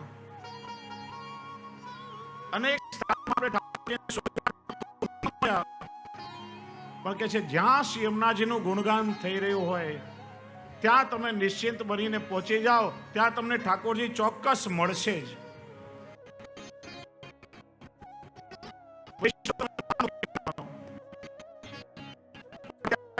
ગુણગાન અહીંયા થઈ રહ્યા છે ને, ચોક્કસ પ્રભુ કોઈ ને કોઈ સ્વરૂપે શિવનાજીના ગુણગાન શ્રવણ કરવા માટે અહીંયા બિરાજતા જ હોય.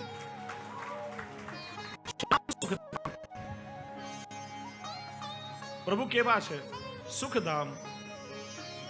જે ભક્તોના મનોરથ પૂરા કરવાનો સંકલ્પ કરીને બિરાજે છે, બિરાજે છે. ઠાકોરજીનું નામ છે લીલા ગુણગાન પ્રિય. પોતાની લીલાઓનો ગુણગાન શ્રવણ કરવામાં પ્રભુને પણ પ્રસન્નતા થાય છે.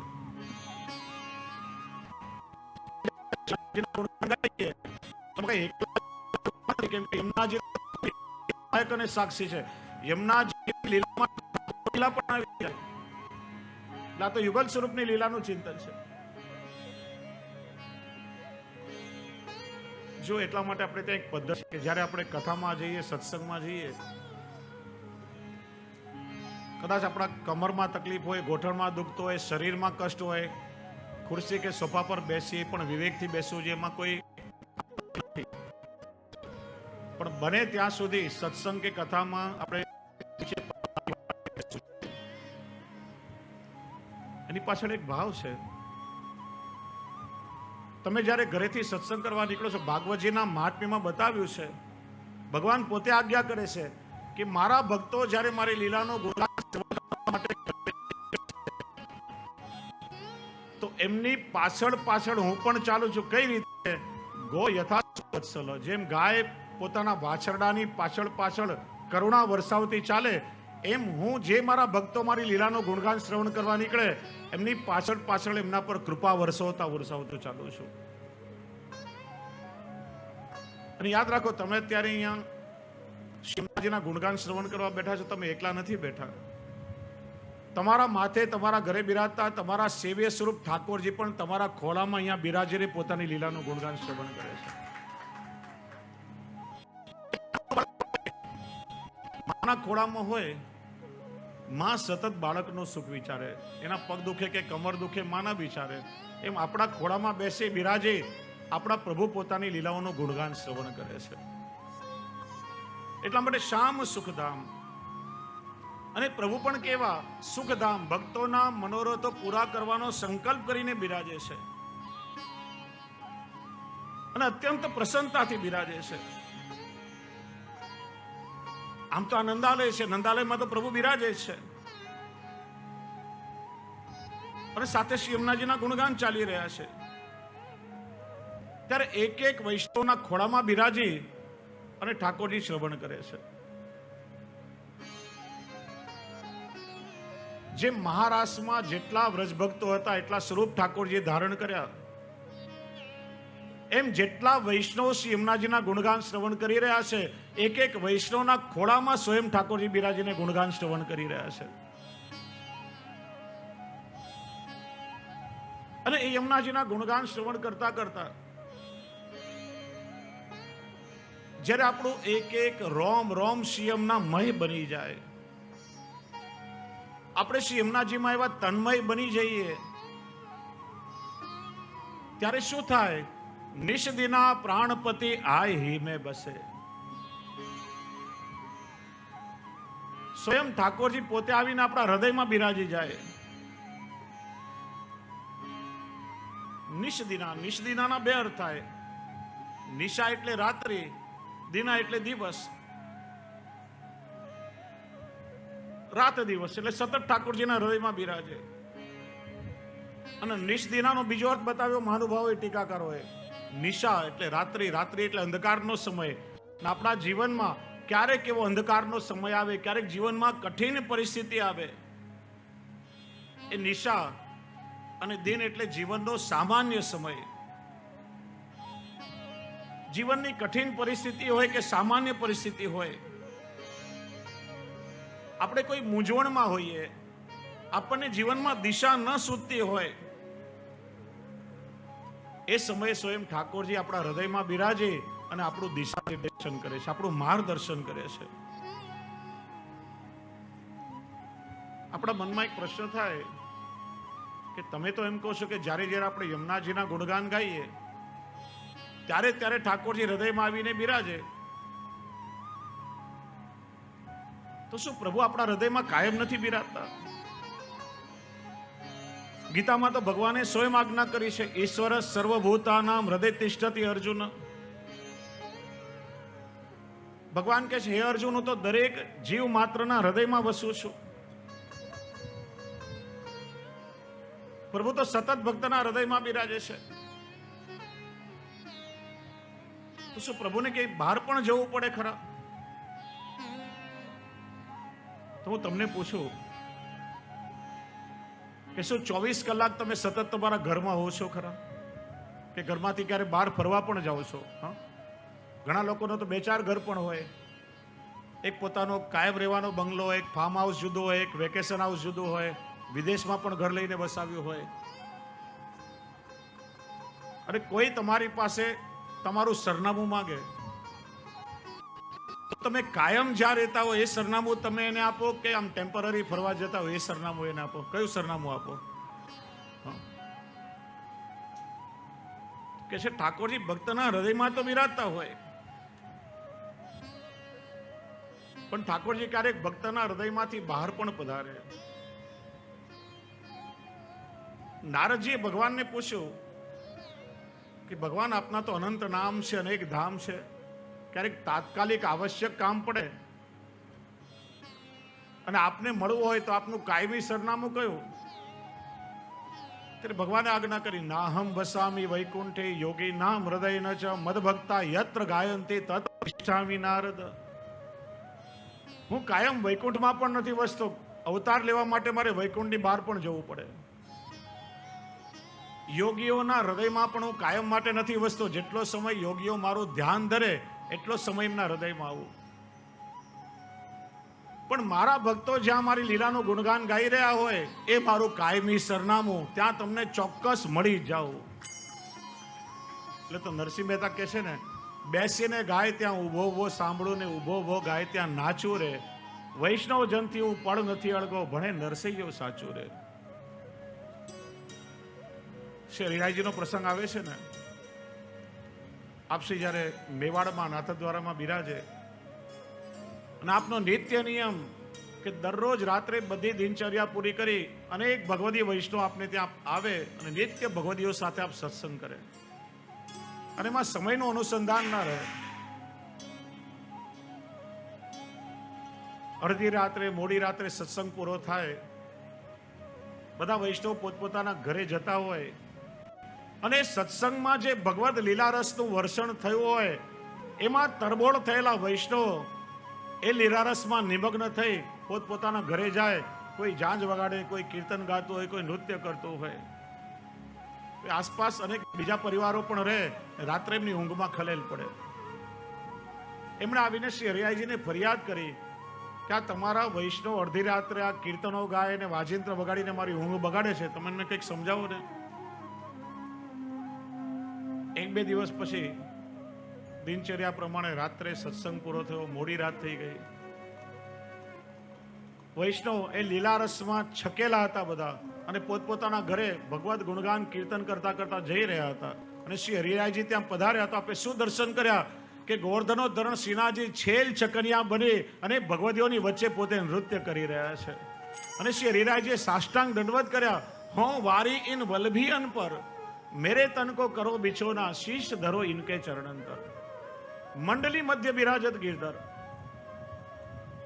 એ પ્રભુનું કાયમી સરનામું. બાકી હૃદયમાં તો બિરાજતા હોય, જીવ માત્રના હૃદયમાં બિરાજે. પણ આપણે વિચારવાનું ક્યારેક, ગીતાજીમાં તો ભગવાને કહ્યું છે, પણ શું 24 કલાક ઠાકોરજી આપણા હૃદયમાં બિરાજે છે ખરા? અને પ્રભુ આપણા હૃદયમાં બિરાજે છે કે ક્યારેક આપણા હૃદયને છોડીને બહાર પધાર્યા છે એની ખબર આપણને કેવી રીતે પડે? તો આચાર્ય ચરણો આજ્ઞા કરે, જ્યારે આપણી અંદર ભગવત ધર્મો પ્રગટ થતા હોય, જ્યારે કંઈક અલૌકિક મનોરથ મનમાં આવે, ઠાકોરજીની સેવા કરવાની ઈચ્છા થાય, સત્સંગમાં જવાની ઈચ્છા થાય, કંઈક ભગવત સુખના મનોરથો આપણા મનમાં પ્રગટ થાય, ત્યારે સમજવાનું કે ઠાકોરજી આપણા હૃદયમાં બિરાજે છે. અને જ્યારે ભગવત વિરોધી ધર્મો પ્રગટ થાય અને લૌકિક વિચારો મનમાં આવે, ત્યારે સમજવાનું કે ઠાકોરજી અત્યારે આપણા હૃદયને છોડીને બહાર પધાર્યા છે. ભગવત ધર્મો કોને કહેવાય? મનમાં એકદમ અલૌકિક શાંતિનો અનુભવ થાય, બધો ક્લેશ ચાલ્યો જાય, અલૌકિક મનોરથ મનમાં જાગે, એકદમ પ્રેમ ભાવ જાગે. અને પ્રભુ બહાર પધારે હૃદયમાંથી, ત્યારે ભગવત વિરોધી ધર્મ એટલે આપણને ક્રોધ આવે, કોઈની ઈર્ષા થાય, ચાડી કરવાનું મન થાય, આપણે કોઈની નિંદા કરીએ, આપણા મનમાં અહંકાર આવે, આવા ભાવો જ્યારે મનમાં પ્રગટ થાય ત્યારે વિચારવાનું કે પ્રભુ અત્યારે આપણા હૃદયમાંથી બહાર પધાર્યા છે. અત્યાર સુધી જે થયું તે ભલે થયું, પણ અહીં બેસેલા આપણે બધા આજે નક્કી કરીએ કે હવે બને તેટલું આપણે ઠાકોરજીને હૃદયમાં રાખવાનો પ્રયત્ન કરશું. એવા પ્રયત્ન કરશું કે પ્રભુ આપણા હૃદયને છોડીને બહાર ન પધારે. ક્યારે કોઈની ઈર્ષા નહીં કરીએ, ક્યારે કોઈની નિંદા નહીં કરીએ, ક્યારે આપણે પર ક્રોધ નહીં કરીએ, બધા પ્રત્યે સંભાવ રાખશું. તો ઠાકોરજીને પણ વધારેમાં વધારે આપણા હૃદયમાં બિરાજવાનું મન થશે. એમ શ્રી હરિરાયજી આજ્ઞા કરે છે, તમે જો નિષ્દિન શ્રી યમુનાજીના ગુણગાન ગાશો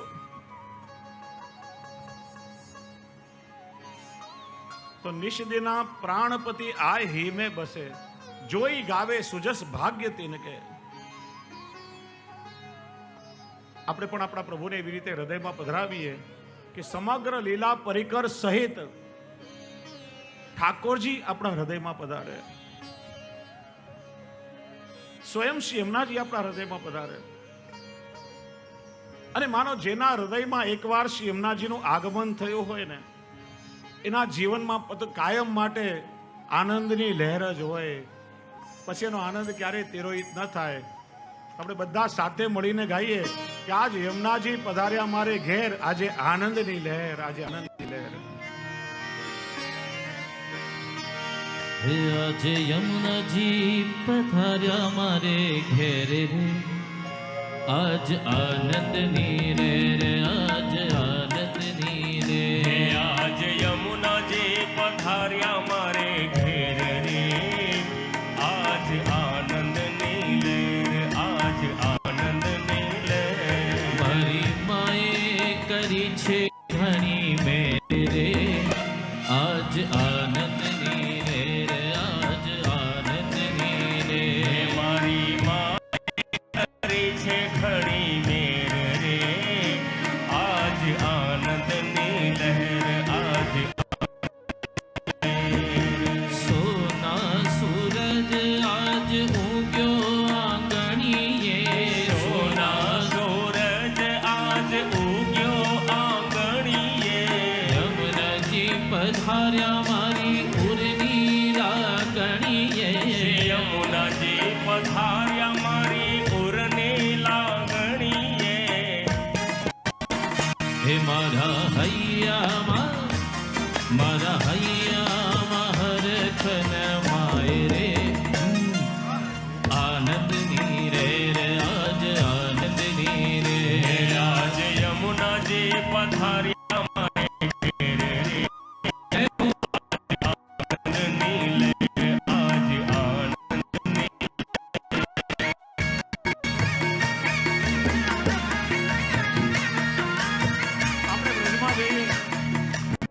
બારમાસી યમુનાજીના જલમાં જેવી લહેર અને તરંગો આવતી હોય એવી લહેરના અહીંયા દર્શન થઈ રહ્યા છે.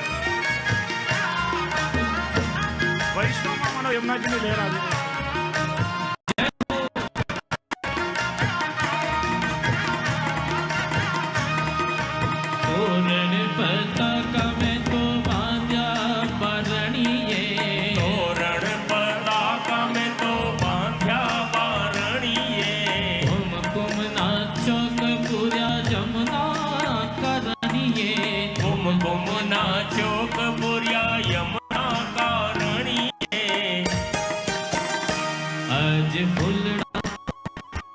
आज फूलड़ा वेर्या छे ठहरे ठहरे रे, आज आनंद नी रे रे, आज आज यमुना जी पधार्या मारे घेरे, आज आनंद नी लहर, आज आनंद नी लहर।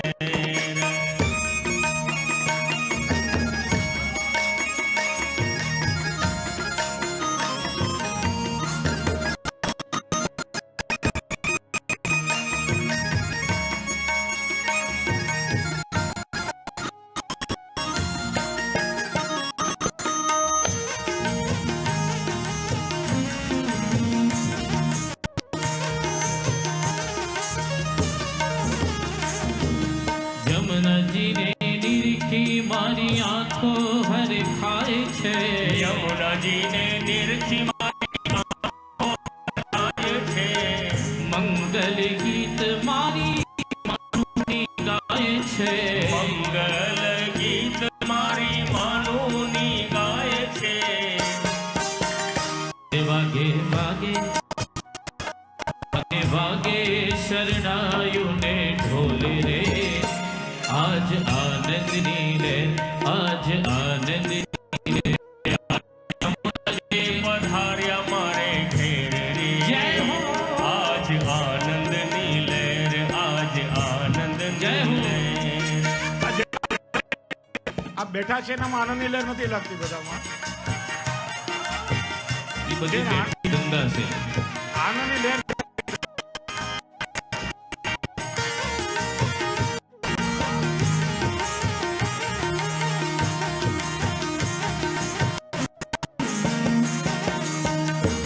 ખુરશી વાળા બધા ઉભા થઈ ગયા છે કે કોઈ આગળ આવીને બેસી જશે.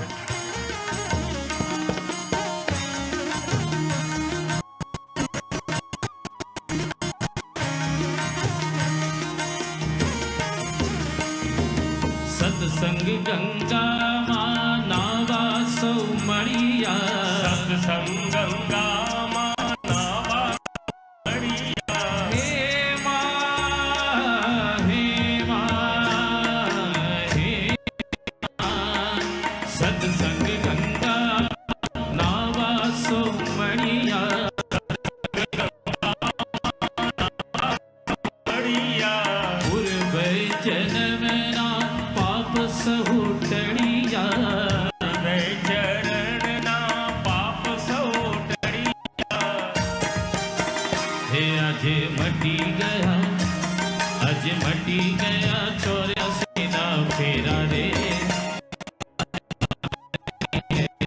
આજે આનંદની રે, यमुना जी पधार्या मारे घेर रे, आज आनंद नीले, आज आनंद नीले।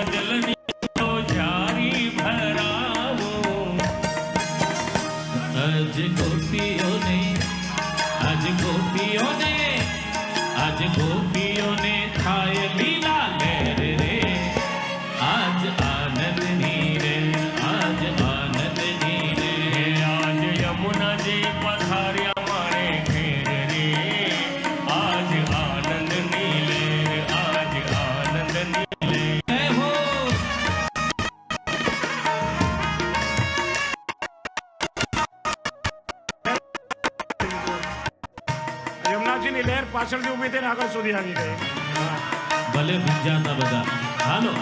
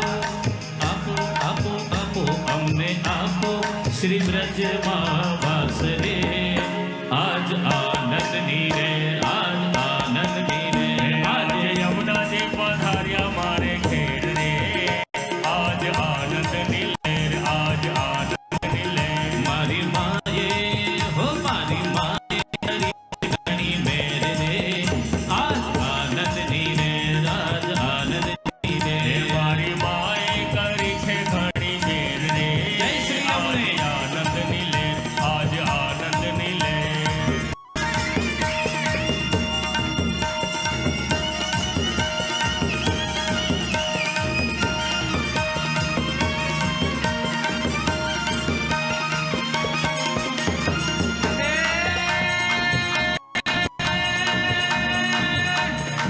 श्री यमुने यमुने महारानी यमुने महारानी जय श्री यमुने महारानी हे महारानी कृष्ण प्रिया पटरानी श्री यमुना जय श्री यमुने महारानी हे जय श्री यमुने महारानी